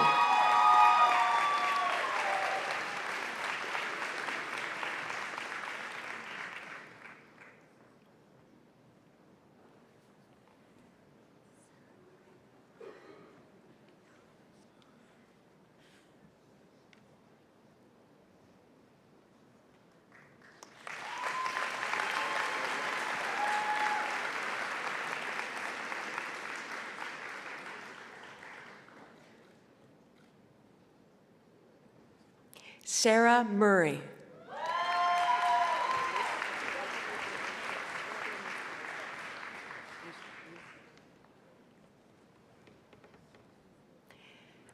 Olivia Musto.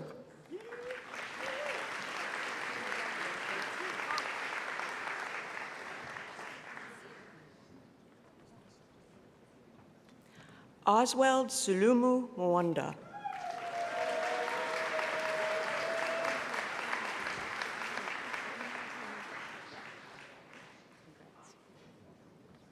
Penelope Myrtle.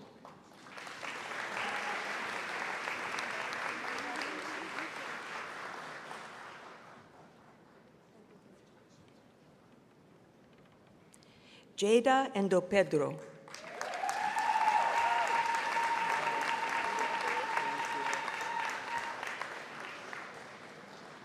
Kim Nora.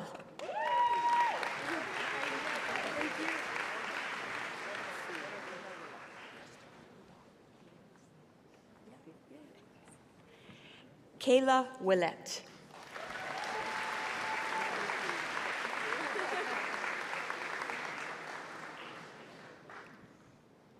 Raphaël Paré.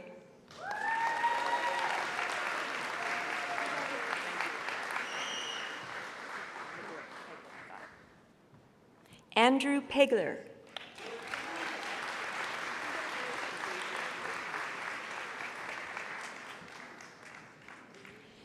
Sarah Pearson.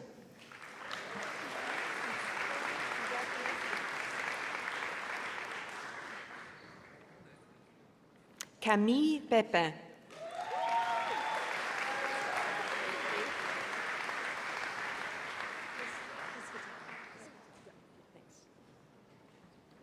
Angelina Piscatello.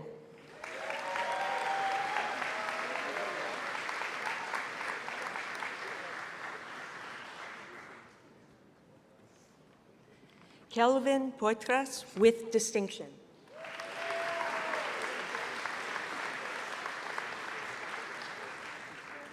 Sabrina Rahman, with distinction.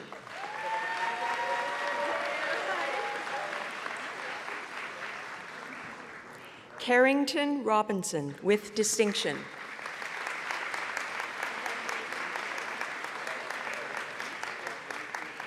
Haley Robitaille.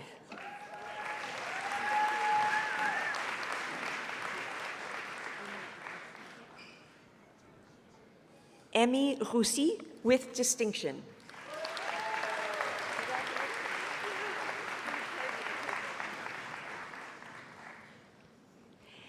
Annie-Pierre Claudie Royer.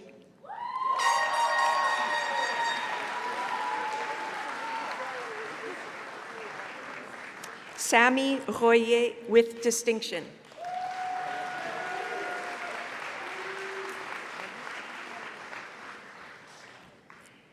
Malika Savard.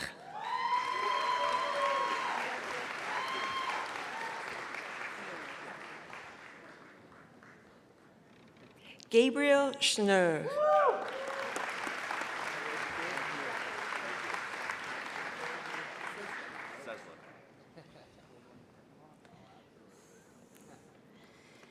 Sébastien Seslik.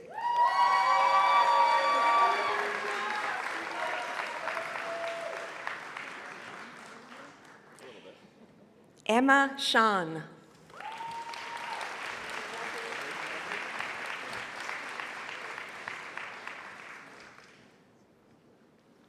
Zachary Sparks.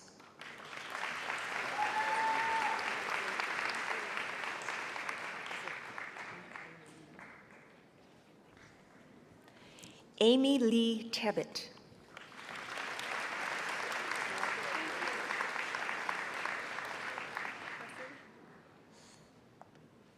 Noémie Thibault with distinction.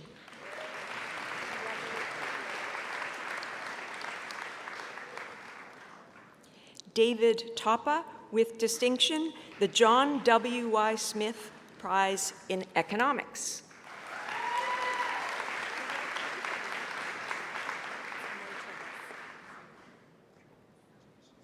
Thank you. Emily Tregas.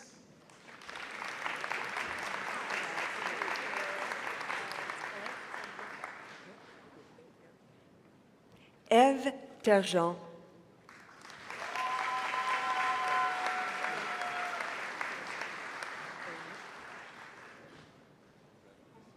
Emily Ulrich.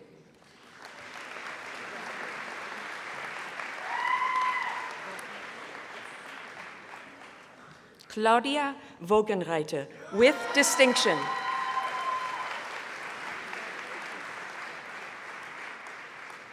Madison Walls.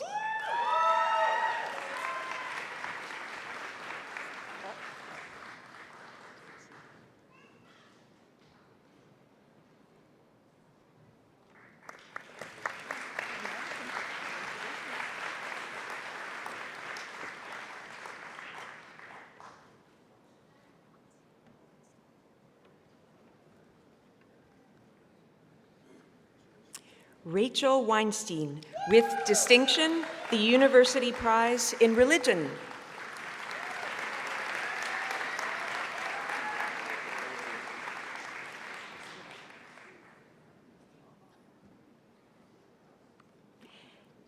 Atticus Woodall.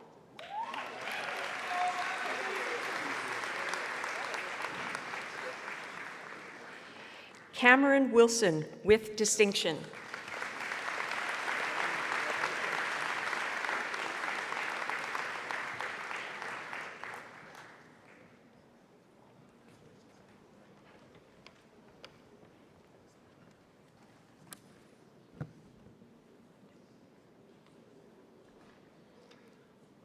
I now invite the members of the graduating class who have earned the degree of Bachelor of Science to please stand.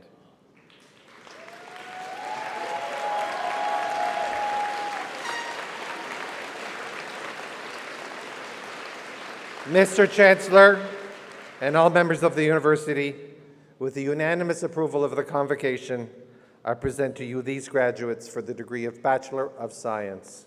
I confirm that you have been conferred the degree of Bachelor of Science in our university, together with its responsibilities, rights, and privileges.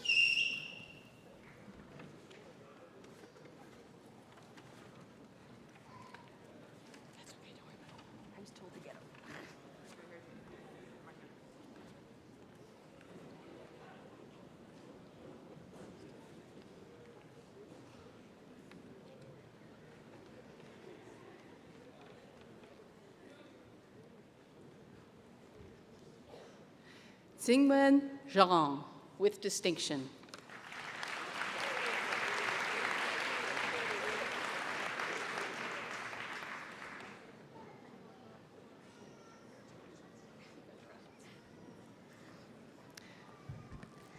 Dorcas Kehinde Anuoluwapu Adebogun, with distinction, the University Prize in Études Françaises et Québécoises.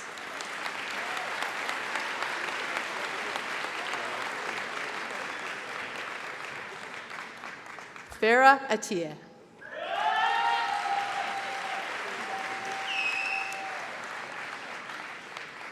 Ian Connors.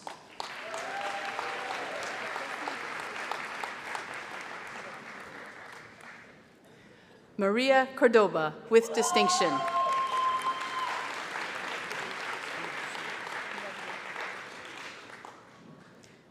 Steve Dussault, with distinction.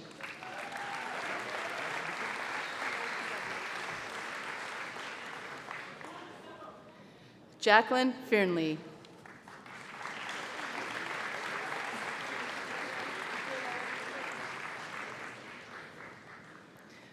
Merle Innocent.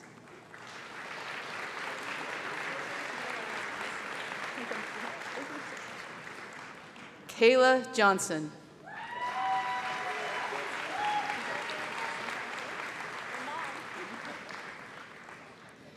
Nathan Henry Calafoot, with distinction.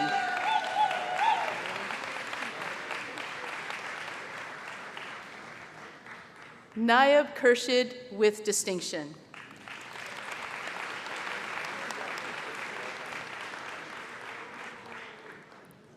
Stéphanie Leclerc, with distinction.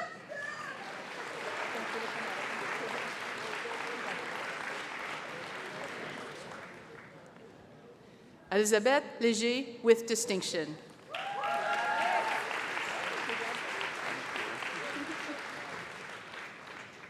Aidan McDonald, with distinction.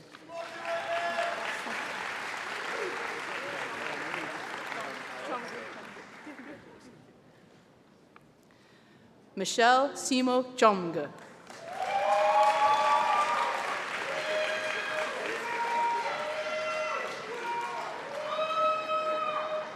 Caroline Morancy, with distinction.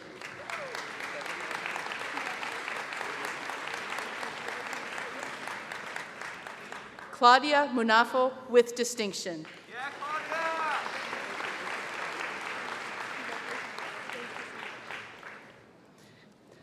Jade Chouchou Saunier Cyr, with distinction.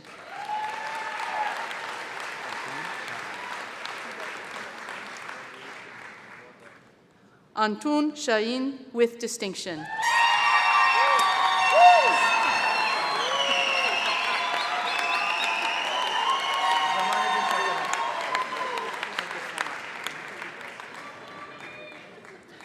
Zamanuddin Shakadam.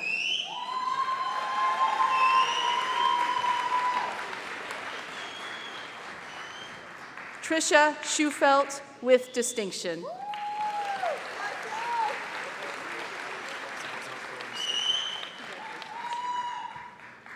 Alexandre Gordon Stapleton, with distinction.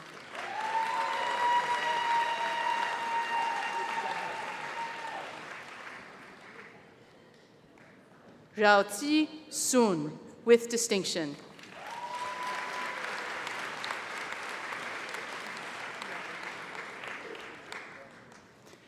Brendan Thomas Cunningham.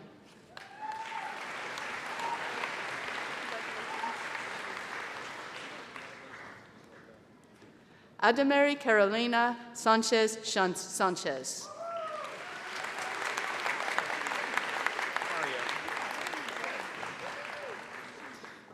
Noah Toomey, with distinction.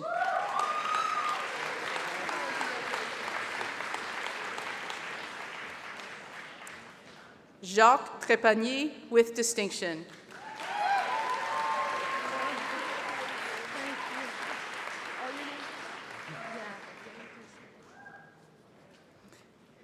Edna Dorothy Carol Amoa, with distinction.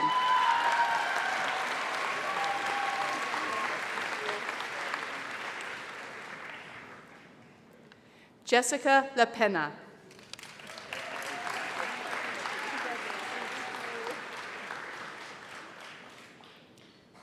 Drew Whalen, with distinction.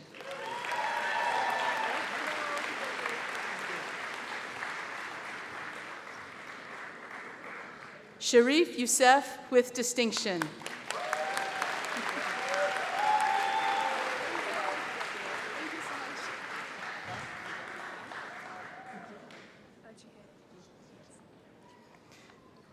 Julianne Allison Jihé Cairns, with distinction, the University Prize in Psychology.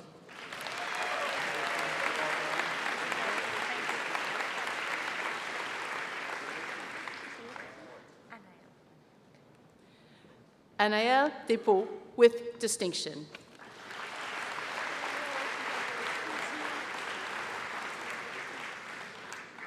Gabrielle Lavallée, with distinction.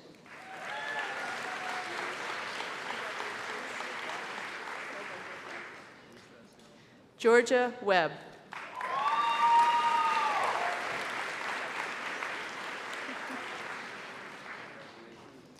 Brandon Bonham, with distinction.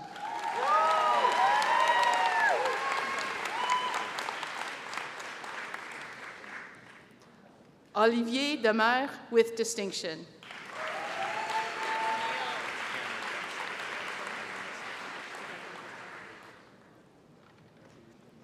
Cameron Dempster with distinction. Oh, Neil Cameron. Sorry, let's just do a bit of a rewind on that one. Neil Cameron Dempster with distinction.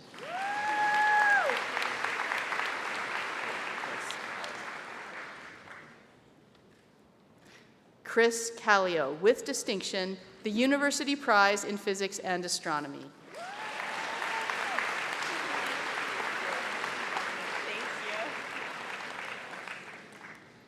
Taylin Marie King with distinction.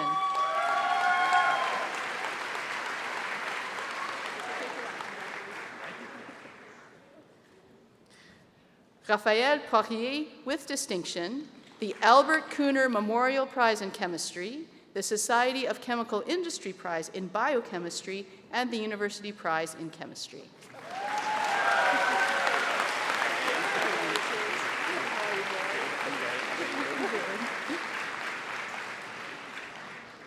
Jared Spar with distinction, the Arthur N. Langford Prize in Biology.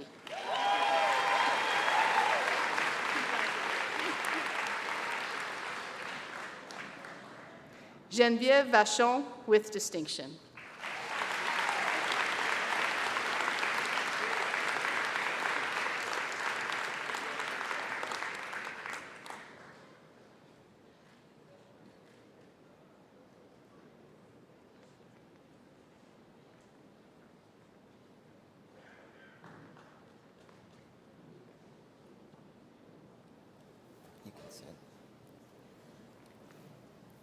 Mr. Chancellor, I now invite Sheriff Youssef to present the winner of the William and Nancy Teacher Award, the William and Nancy Turner Award for Teaching, and I invite Dr. Jasmine Sidhu to stand next to the Chancellor.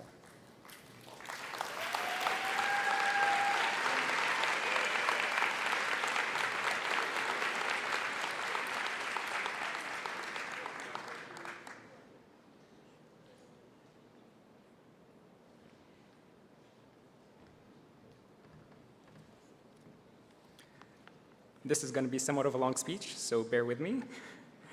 Mr. Principal, Mr. Chancellor, esteemed faculty members, my fellow graduates of the class of 2022, and friends and family of Bishop's University, it is truly my honor to speak in front of all of you today. Each year, we gather a convocation to celebrate the academic achievements and the personal growth that the graduating class has seen during its time at BU. However, we must also not forget the tremendous efforts made by our exceptional professors who have guided and mentored us so that we can be able to stand in front of you today. As such, it is my pleasure to present this year's William and Nancy Turner Teaching Award to one professor in particular that, and I do not exaggerate whatsoever in saying this, has made tremendous impact on me personally and on countless students both inside and outside the classroom. The William and Nancy Turner Teaching Award is the highest teaching award at Bishop's University. It is given to a faculty member for outstanding contribution to our Bishop's community. This year, this award is given to a professor who is as smart as she is kind. She has gone above and beyond to ensure that her students were mentally and academically well prepared. This professor of whom I speak embodies the spirit of BU. She makes learning a fun task, blending new teaching techniques with well-established pedagogical theories in order to present a stunning and highly efficient educational experience. Throughout my years at Bishop's, I was lucky enough to have 5 courses with her. And let me tell you, she is the only person I have ever seen who could actually make learning about neural pathways and oligodendrocytes a fun task. I was never academically gifted, but this professor never let me feel like I was a failure whenever I got a suboptimal grade in one of her assignments or exams. She is as present for her students outside the classroom as she is inside. When I got accepted into honors and was asked to start thinking about what my thesis would look like, she was the first person that popped into my mind. There was no other name on the 30-something pages long document I wanted next to mine other than hers, because I knew that I could find no better mentor. Not only was she a fantastic guide throughout the whole experience, she was also an active researcher, offering constant and unwavering support and advice despite the numerous committees and projects she was a part of. Therefore, due to her unparalleled commitment and her resilience to offer the very best learning experience to her students, I stand before you today, having the immense pleasure of presenting Dr. Jasmine Sidhu, the recipient of this year's William and Nancy Teaching Award.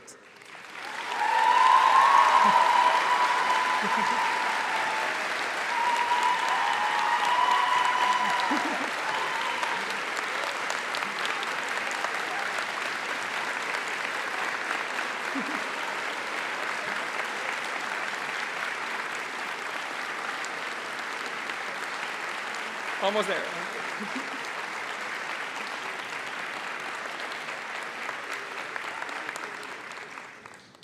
I actually wanted to share with you a small story to show you just how much positive impact Jasmine has had on her students.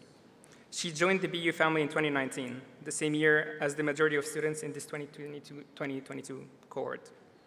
After only 1 year, it was pretty clear that she deserved recognition for the astonishing quality of work she provided her students.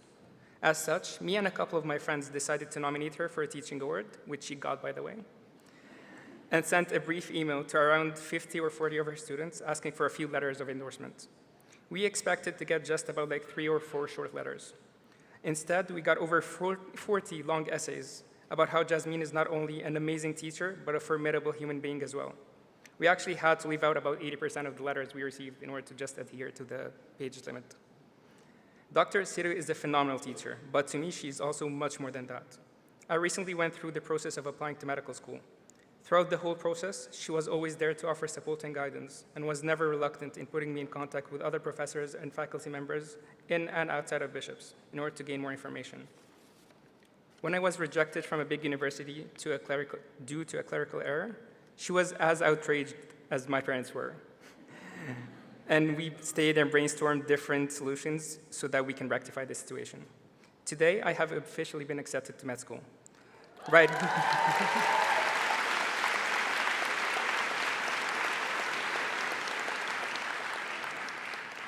And if part of this accomplishment is owed to my parents and my sibling for their amazing support, another part is definitely owed to this astounding, resilient, hardworking, committed, kind professor who is Jasmine Siru. It has both been an honor and a pleasure to have you as a teacher, mentor, honor supervisor, and dare I say, a friend. I can think of no more deserving person. Thank you very much.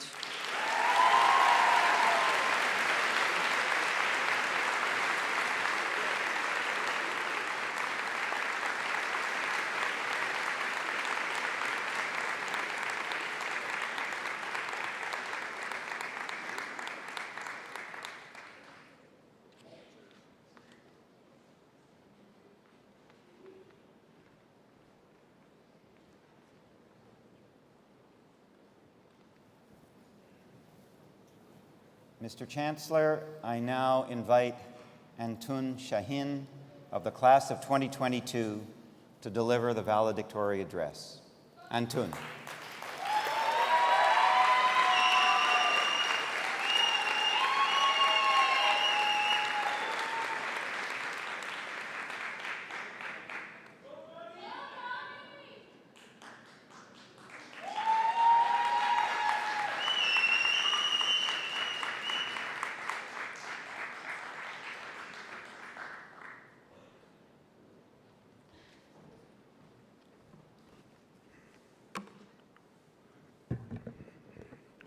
A question, why did you all stop clapping? It's a moment that I want to take an advantage for and milk it. Come on. Never mind, Mr. Goldblum. We're going to talk to people in post-production to stretch it and make it longer. Thank you.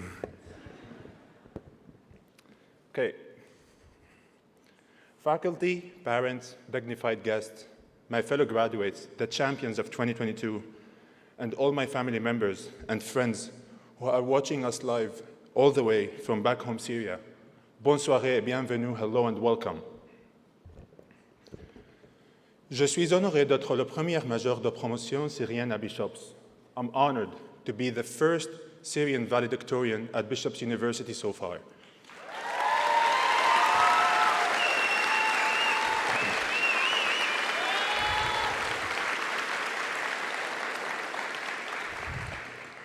Bienvenue and welcome to the dreamland.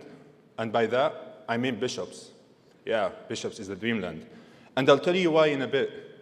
But before, I do want you, my fellow graduates, to remember your feelings when you first entered the quad or the first time you entered a class. You probably thought that you're coming here just to get an academic degree, make friends, and leave. But you know what? Can you imagine how lucky we are to have a community that did not allow us to leave with only the piece of paper that we're going to get today, like the A4 or A3 probably? How amazing is to be as prepared as we are right now, both academically and socially, upon graduating from Bishops? How amazing is to leave here with more than what we expected when we entered. That's why attending Bishops should be considered a great gift to all graduates. And this is one of the reasons why do I call Bishops a dreamland. Because here, on this land, with the starting point being this campus, the impossible is possible. Anything you can dream about might turn into reality. And that dream might come true at any age. Because Bishops is the land of opportunities. During my freshman year, I asked an alumnus a simple question, which was, what things Bishops had offered to you other than the education required that could be used in the outside world? And his answer was simple and nice. He basically said, the campus life we experienced that gave us the knowledge, the skills, the confidence, and the experience to help us make our future and world better. And trust me, now after I graduated, I'm able to relate my experience to the alumnus answer, and I'll prove it to you. I asked you earlier to remember your feelings the first time you entered the quad or a class. So I'm going to tell you about my feelings, how I felt that time. I was afraid and completely lost. I'm not ashamed to say that, of course. But you know why? Because my first day at Bishops was during my first week in Canada, and alone. I didn't know anyone here. I didn't know where I was. I felt lost because I started university at the age of 20, which was a big deal for me. I was afraid because Bishops chose me. I didn't choose Bishops, for which I was, I am, and I will be forever grateful. In 2018, when I was 20, I came to Canada, or to Bishops, as a refugee student, with a scholarship provided by the university with the help of a non-profit organization called World University Services of Canada. Bishops and its sponsorship committee welcomed me warmly, with open arms.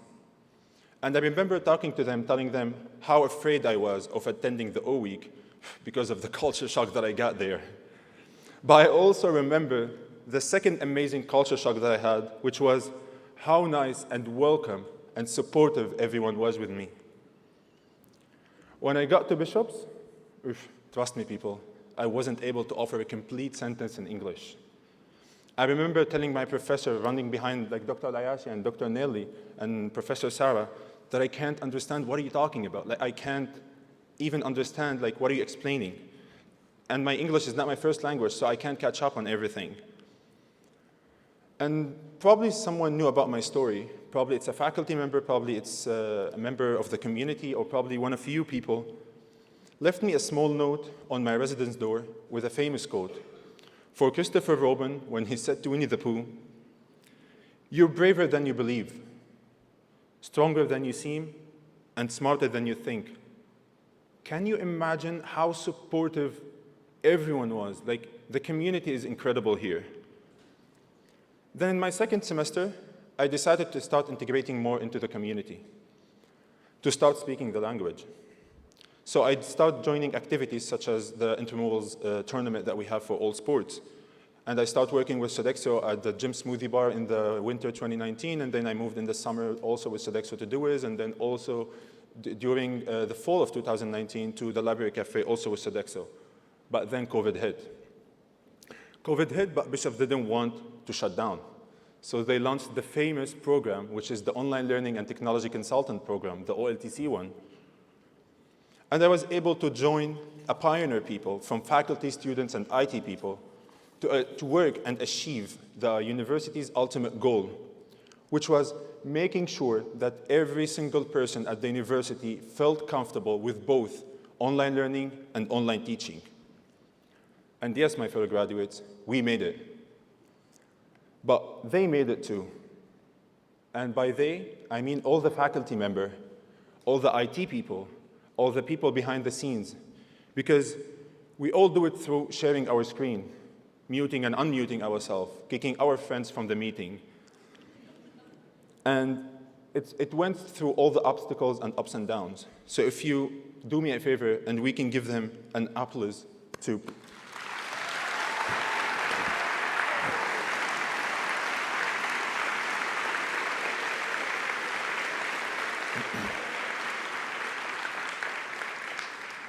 Sorry, I know I have talked a lot about myself, but let me relate everything I talked and my experience to the alumnus answer. And why do I call Bishops a dreamland?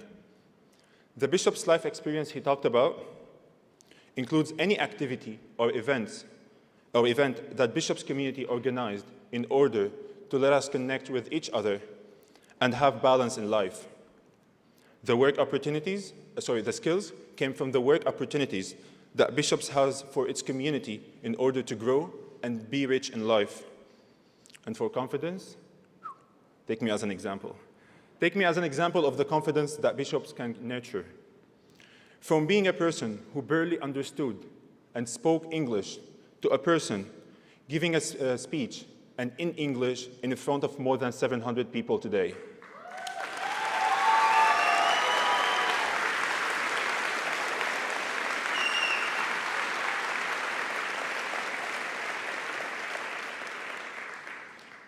I haven't forgotten the last part of the alumnus answer, which was the experience to help us make our future better and word better. And in my opinion, this is where the most important quality of Bishops comes into play. Because the purpose of the sponsorship that I received is to help young refugee students all over the world to have a better life, a better education, and better future. And you know what? Bishops agreed to be part of that national program 30 years ago, because it believed that everyone deserved to have a better future and a better education and better life. Now, I want you, my fellow graduates, to relate your experience to the alumnus answer, and you'll see how we are all gifted for having attended this dreamland.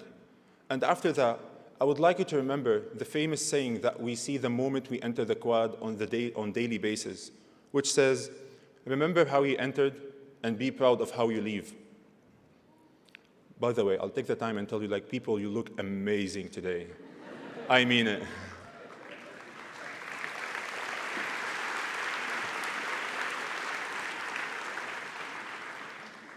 And now, before concluding, I would like to tell you something that Jim Carrey said before. Today, my fellow graduates, you are ready and able to do beautiful things in this world. And after you walk through those doors today, you will have only two choices, fear or love. Choose love, and don't ever let your fear turn you against your playful heart. And I will add to that, please choose love, and remember to be ambitious, be purple, and be you.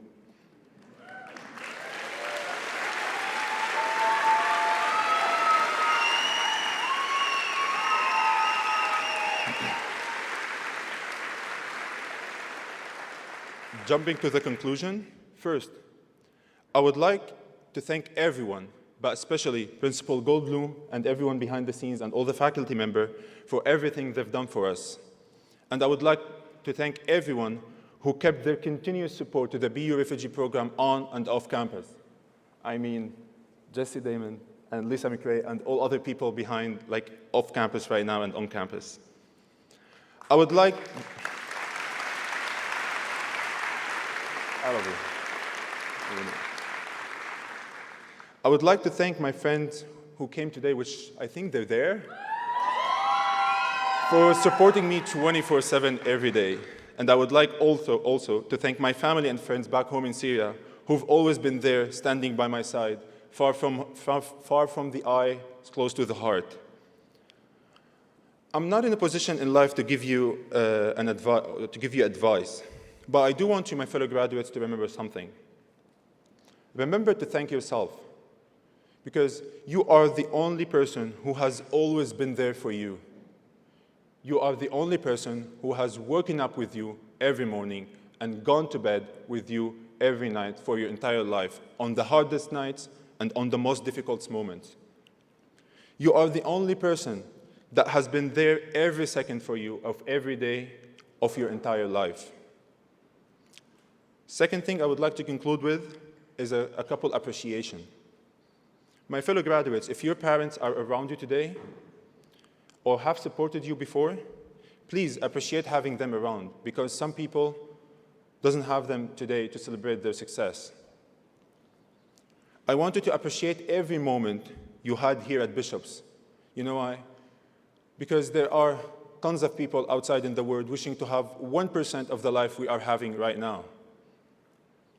I would like you to remember all the feelings we are having right now, all the amazing times, all the amazing memories we made during O Week, St. Patrick's Day, Halloween, varsity games, and all other activities or events.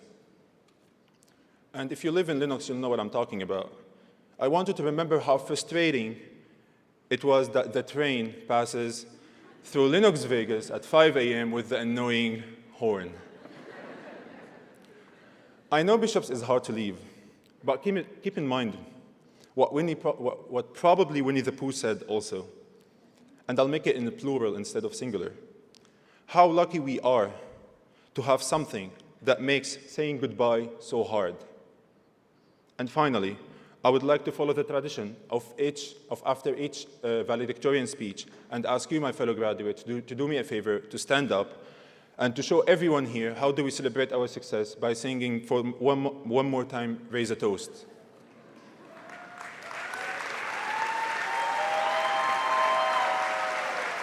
Are you ready?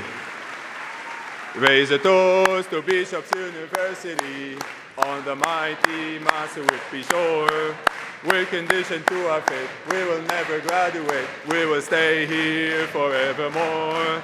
College days will lean ever, wearing gown. I lost.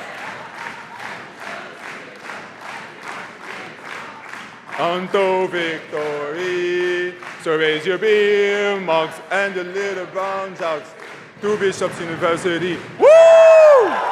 Thank you so much.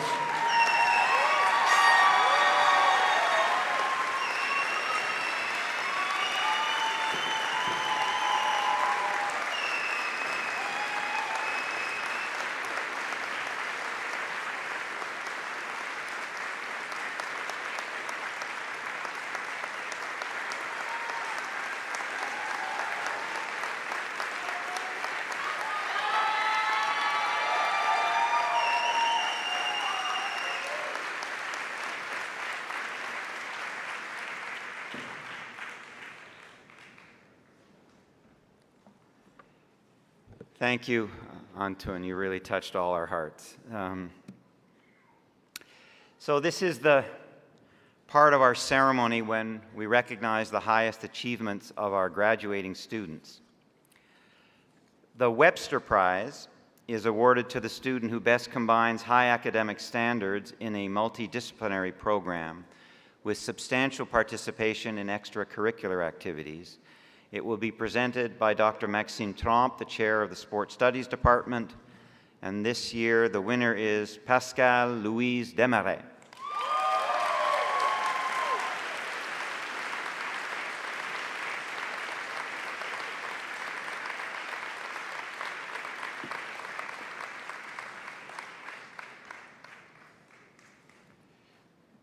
Another grand entrance. C'est bien.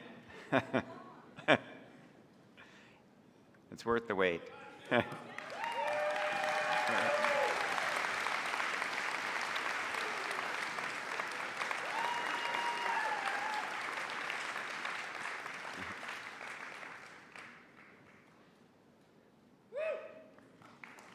Bravo. The Golden Mitre Award is given in recognition of outstanding service to the student body. The recipients were elected to the Golden Mitre Honor Society by the graduating class.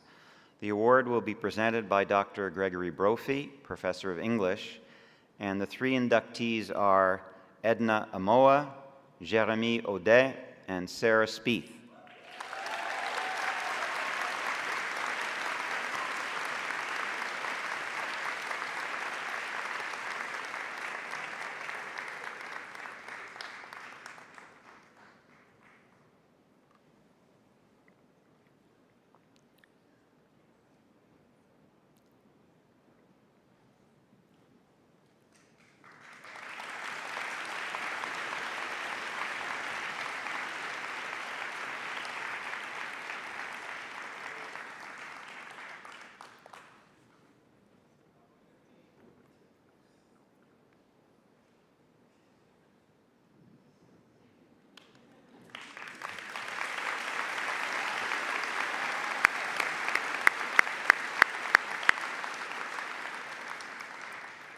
Well done. The Julie Bradshaw Award was established in memory of Julie, a graduate of 1980.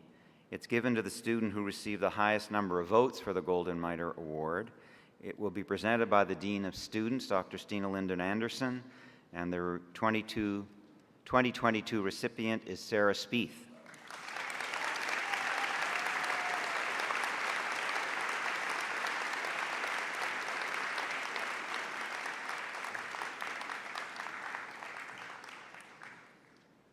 Well done, Sarah.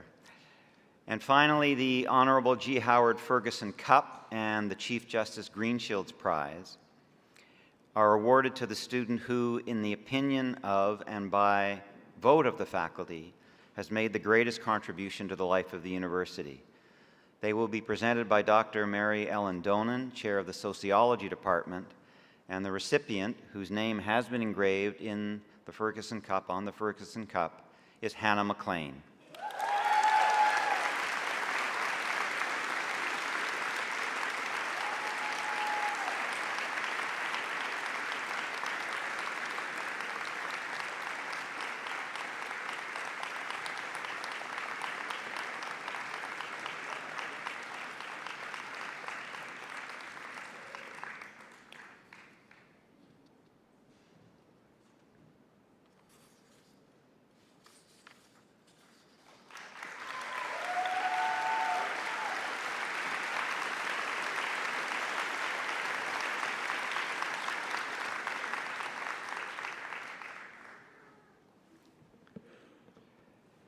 So, Mr. Chancellor, Dr. Essie Adujan, le Docteur Honoris Causa Caroline Quashtan, members of the class of 2022, members of Convocation, family and friends.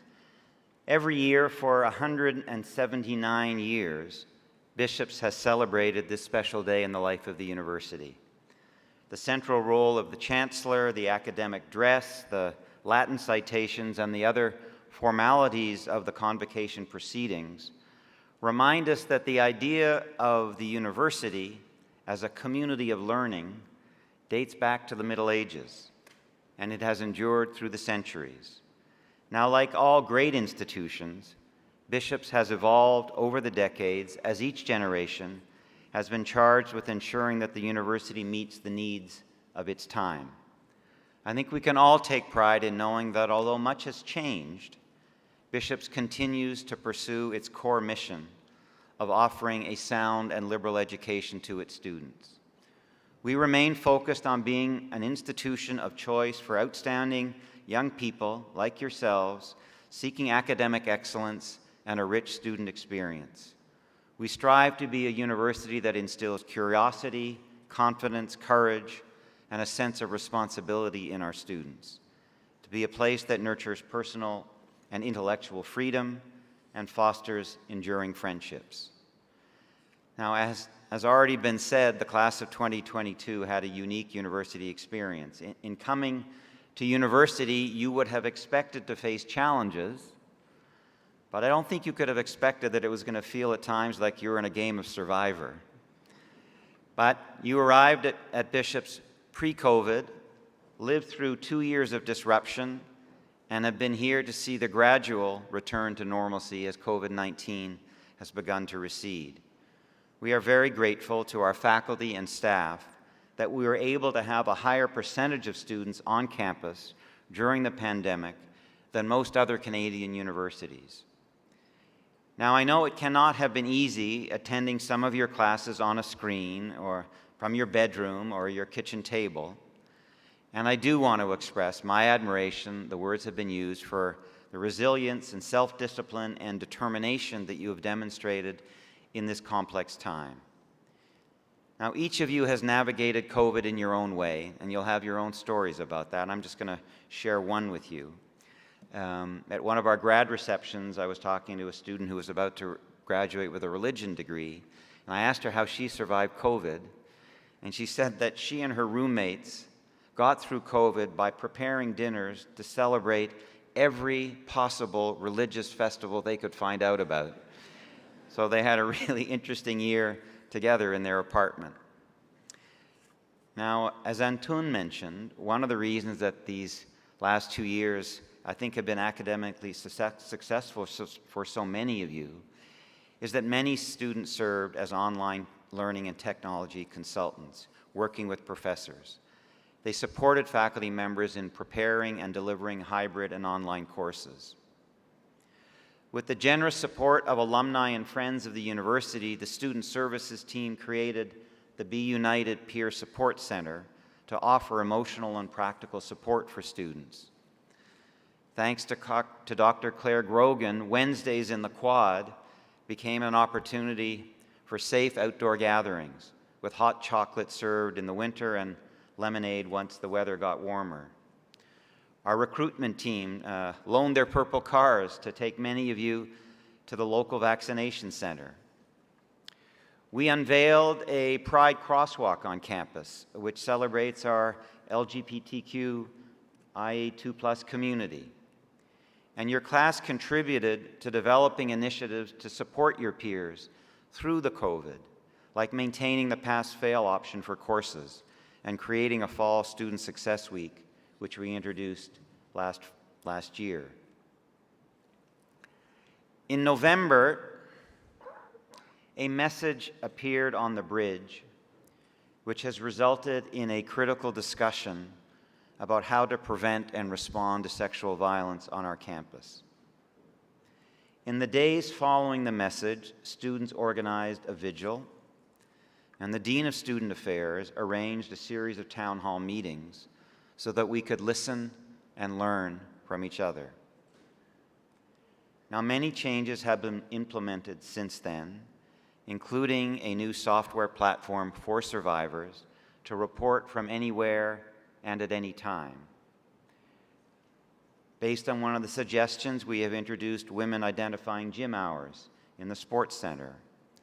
And later this month, we will receive and we will make public an independent review panel's recommendations about what we need to do to ensure that Bishops remains, or at least becomes, a leader in prevention and response to sexual violence. Beaucoup de choses à Bishops ont perduré dans le temps. Nos bâtiments patrimoniaux, notre campus bucolique et surtout l'accent que nous mettons sur l'éducation libérale des étudiants de premier cycle et de plus en plus pour les étudiants au niveau de la maîtrise. Mais il est également vrai que chaque génération d'étudiants réinvente l'université. Et votre promotion a contribué à faire de Bishops une communauté intellectuellement dynamique, ambitieuse et bienveillante. J'étais vivement impressionné par les efforts que vous avez déployés afin que les valeurs fondatrices de notre université soient transmises à la prochaine génération d'étudiants et étudiantes, qui, à leur tour, sauront les adopter et les transmettre. Vous avez démontré à la communauté étudiante qui vous suivait que la curiosité, la rigueur, le respect d'autrui, l'intégrité et l'engagement sont des valeurs sûres. Et ce faisant, vous avez marqué de façon positive votre université. J'aimerais donc prendre quelques moments pour passer en revue certains faits saillants de votre temps à Bishops. Chacun d'entre vous, évidemment, aura ses propres souvenirs et perspectives sur ce qui a fait de votre passage à Bishops une expérience spéciale. Voici quelques-uns des miens. So, let's start with good humor and adaptability, you lived on a campus that occasionally felt like a construction site. You were here to see the renovation of the new side residences, and you were amongst the first students to use the new science labs and the greenhouse in the Johnson building. You endured temporary trailers while we renovated the student center, and you got to inaugurate what has proven to be very popular, the new Purple Pod. And I have to say, it has been great to see you, as the weather has gotten better, sitting in the quad in those purple Adirondack chairs that were made from the recycled turf of Coulter Field.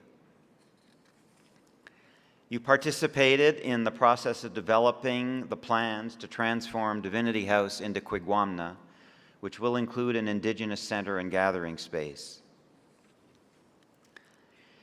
Now, in addition to navigating around construction sites, in November of 2019, you actually needed a boat, I'm sure you remember this, to navigate the campus as we experienced one of the biggest floods in memory. Individually and collectively, the class of 2022 has consistently responded to the needs of people less fortunate than themselves here in the Eastern Townships and around the world.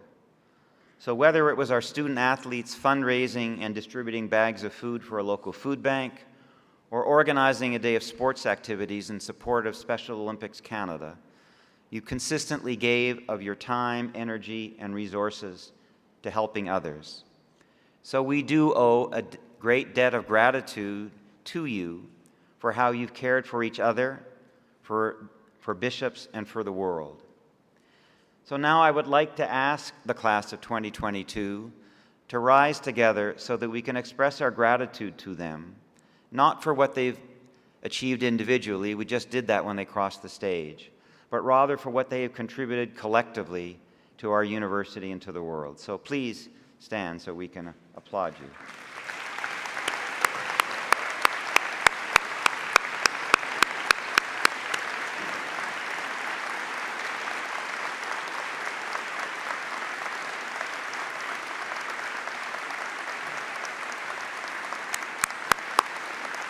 Okay, there we go. Thank you, sit.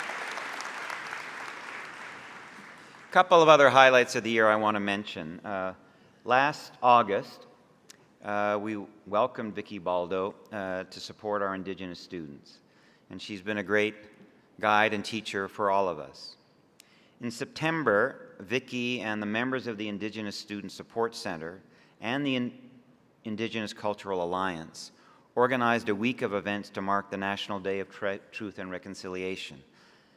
That week culminated in the Orange Shirt Walk that I know that many of you participated in.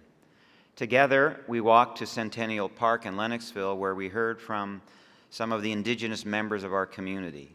It was a truly moving experience and an important learning opportunity for all of us.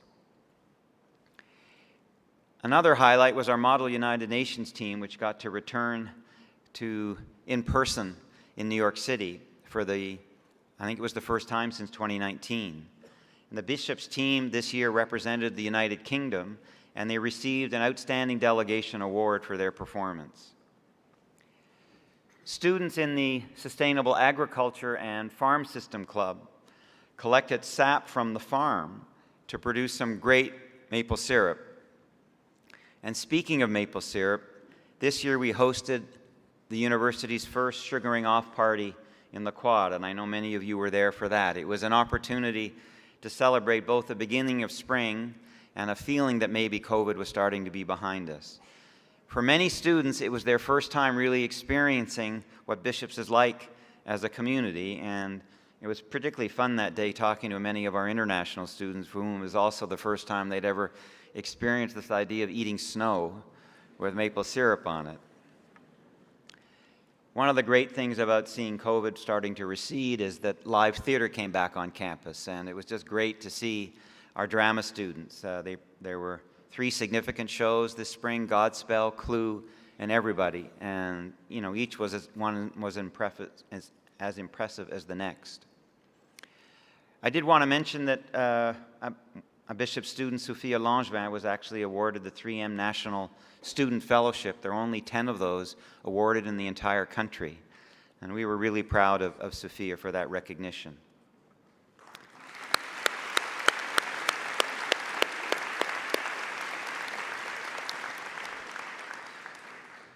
Our women's hockey team played their inaugural season against other Quebec universities.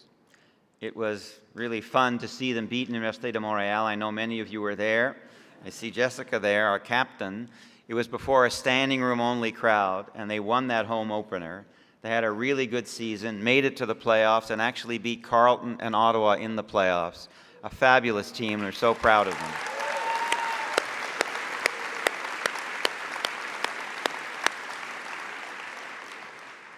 Now, every year I like to try and tell one story that I think is emblematic of the year.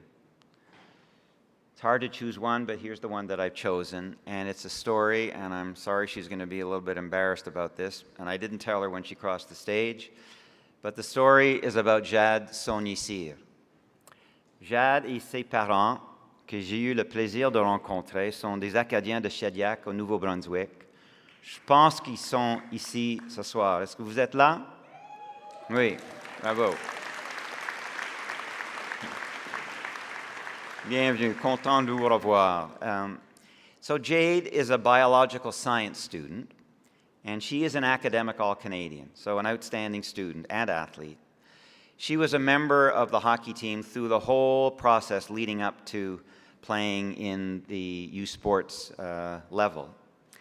And as the Gators entered U Sports this year and the new recruits joined the team, Jade became the fourth goaltender on the team, and she didn't get to play any of the games this year. But she worked hard at every practice, and what Jessica and so many other members of the team told me is that she just displayed a contagious positive attitude, both on and off the ice. Her teammates clearly loved her. So prior to the final home game, the team's three other goaltenders, asked Coach Dominique Desmarais if Jade could play the game.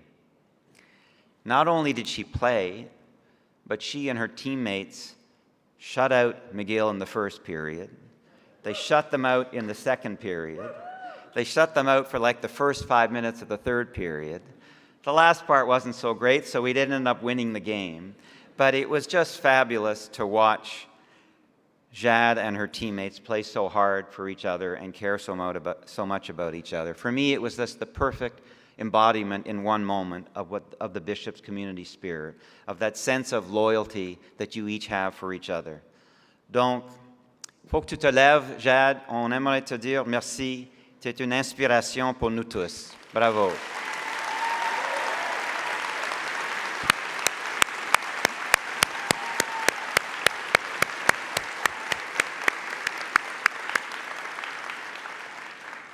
I hope you'll forgive me for doing that.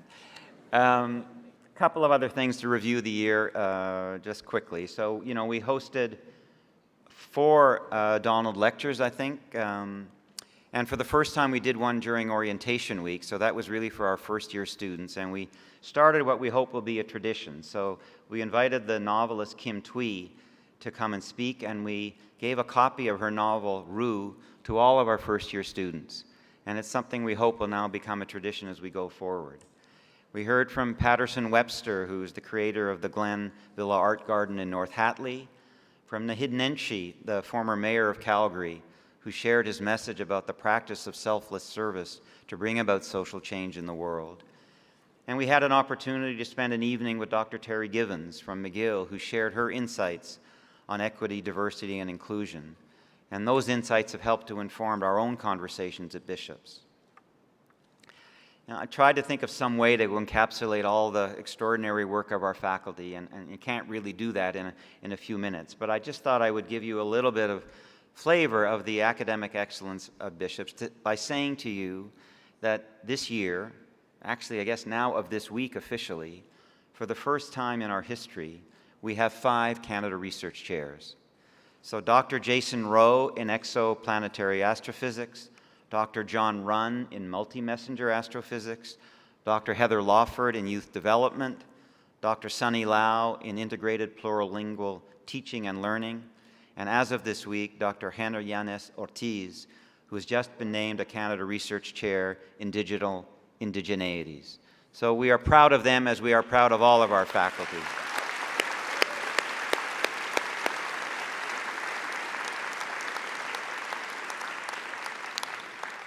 So you have been the first students to be able to participate in the new program in musical theater that we created, and you know how talented some of our students are. We heard some of that this afternoon, and also in the Sustainable Agriculture and Food System Program, which I think is going to become a real signature program for bishops going forward. We were able to raise more than $1 million to support the program, and we've begun to develop the educational farm, which is just adjacent to the campus. So a lot happened on the campus, but as you know, the world is a very different place than the one that it was when you first walked through the archway into the quad. The COVID pandemic, of course, has provided a stark reminder to all of us that we are one independent world. We are not, we don't live in isolation from anyone else around the world. The magnitude of the human and economic suffering has been immense. More than 6 million people around the world have died from COVID. Fortunately, we have seen breathtaking advances in science as vaccines went from conception to approval in less than a year, and our healthcare workers have made truly heroic efforts to keep us all safe over these 2 years. Our governments, of course, have made some mistakes, but under the leadership of people like Dr. Quash, they have developed a way of distributing vaccines efficiently to make sure that Canadians could remain safe. And they also instituted social programs that we hadn't really seen since the Depression, since the 1930s, which saved lives and provided critical support for people. With all that going on, it has been reassuring to see that so many of you are engaged in the world, because there is, frankly, so much to be concerned about. We are, as you know, a comparatively small university, but with students from every province and more than 60 countries, Canada and the world do meet on our campus. And many of the crises in the world are deeply felt here and are responded to on our campus. I met with some Ukrainian members of our community following Russia's invasion of Ukraine. And together they raised the Ukrainian flag in front of the campus, and it continues to fly there.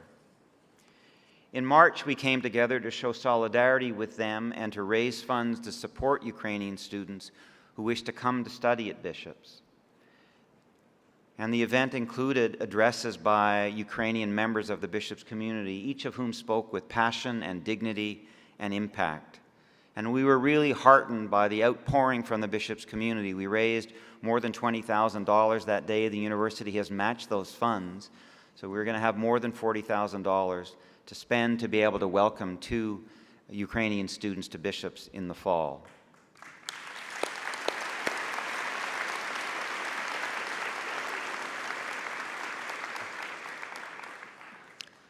As Antun said, for more than a quarter century, I think he said 30 years, we have sponsored and welcomed students who have been displaced by war and oppression.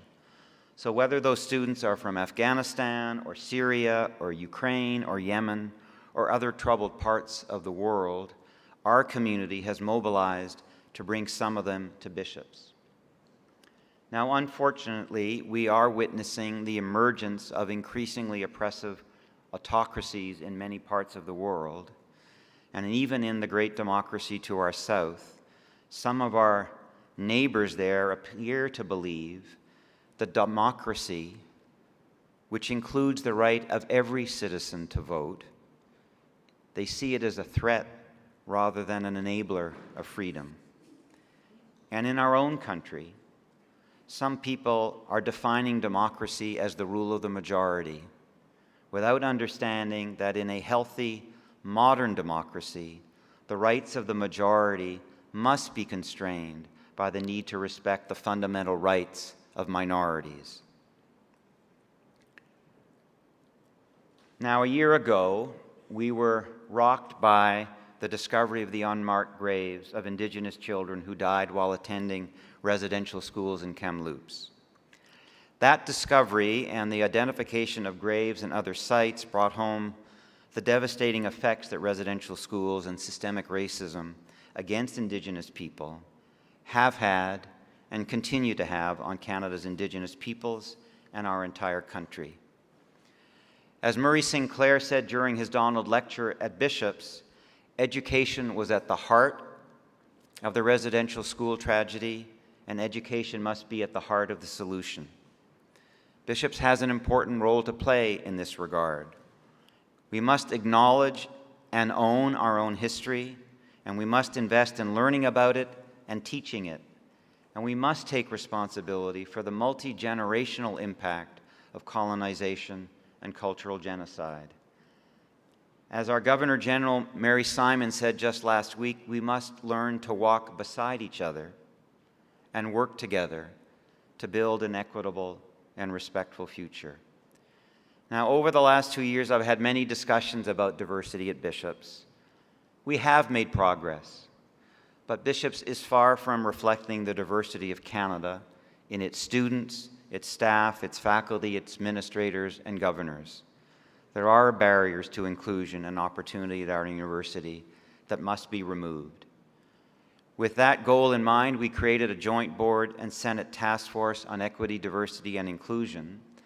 The task force made several recommendations for actions, including the hiring of a special advisor on EDI, which we did this year. It also recommended that we review our hiring practices, which we have begun to do.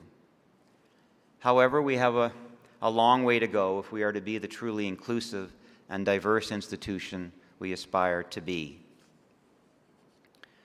You are confronted by enormous challenges. The Intergovernmental Panel on Climate Change issued its most stark assessment of the climate crisis, the effects of which are being felt all around the world. I think it was estimated that more than 1 million species are at risk of extinction. So whether it's autocracy or racism, discrimination, inequality, sexual violence, climate change, the challenges you are all facing are daunting. But as intractable as some of those challenges or those conflicts may appear, it's important that we remind ourselves that there is a vast gulf between doing nothing and doing something, no matter how modest its impact. So we are counting on you, the class of 2022, not to be passive bystanders, never to be silent or indifferent in the face of violence, racism, discrimination, injustice, inequality, intimidation, or environmental degradation. Now, before concluding, I just would like to express my respect and appreciation to our Vice Principal Academic and Research, Dr. Miles Turnbull, and our Secretary General, Vice Principal Government Relations and Planning, Dr. Trygve Ugland, who are completing their respective mandates this month. They have both been key architects of the progress that Bishop's has made over the last several years, and I am very grateful to them for their significant contributions, and we all wish them well as they resume their academic careers. So please thank them.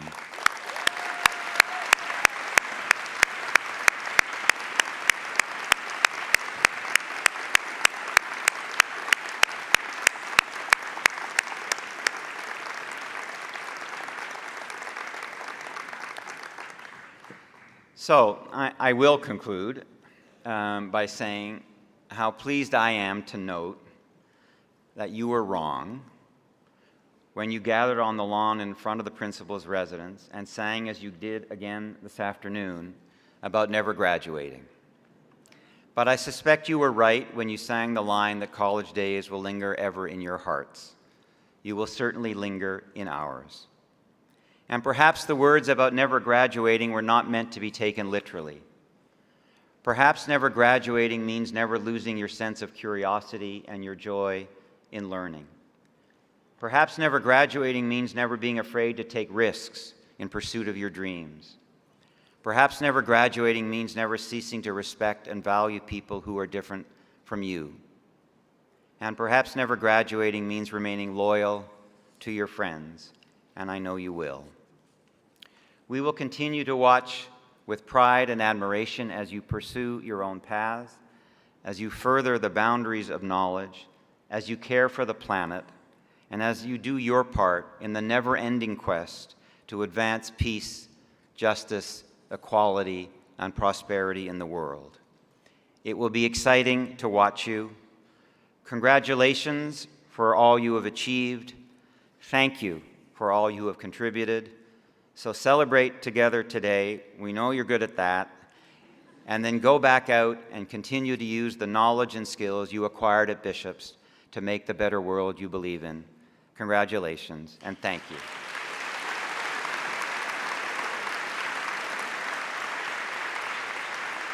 Thank you, Michael.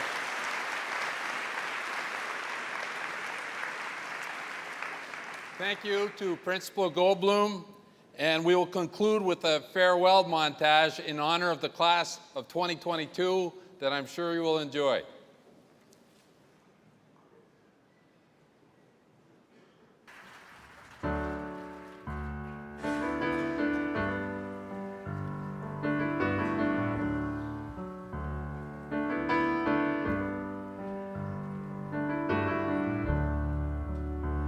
I remember you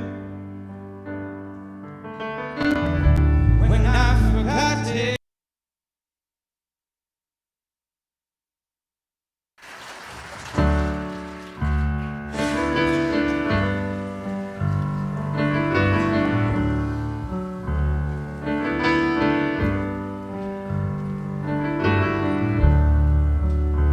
I remember you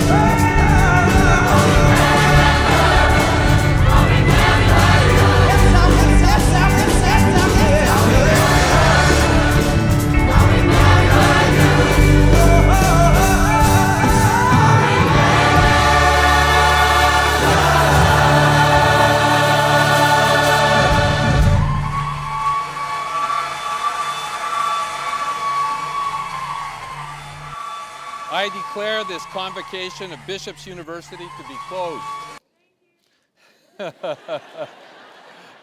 You're very welcome. I invite everyone to a reception upstairs in the mezzanine and on the TD terrace. The audience is asked to remain seated until the academic procession and graduating students have withdrawn, and congratulations to the class of 2022.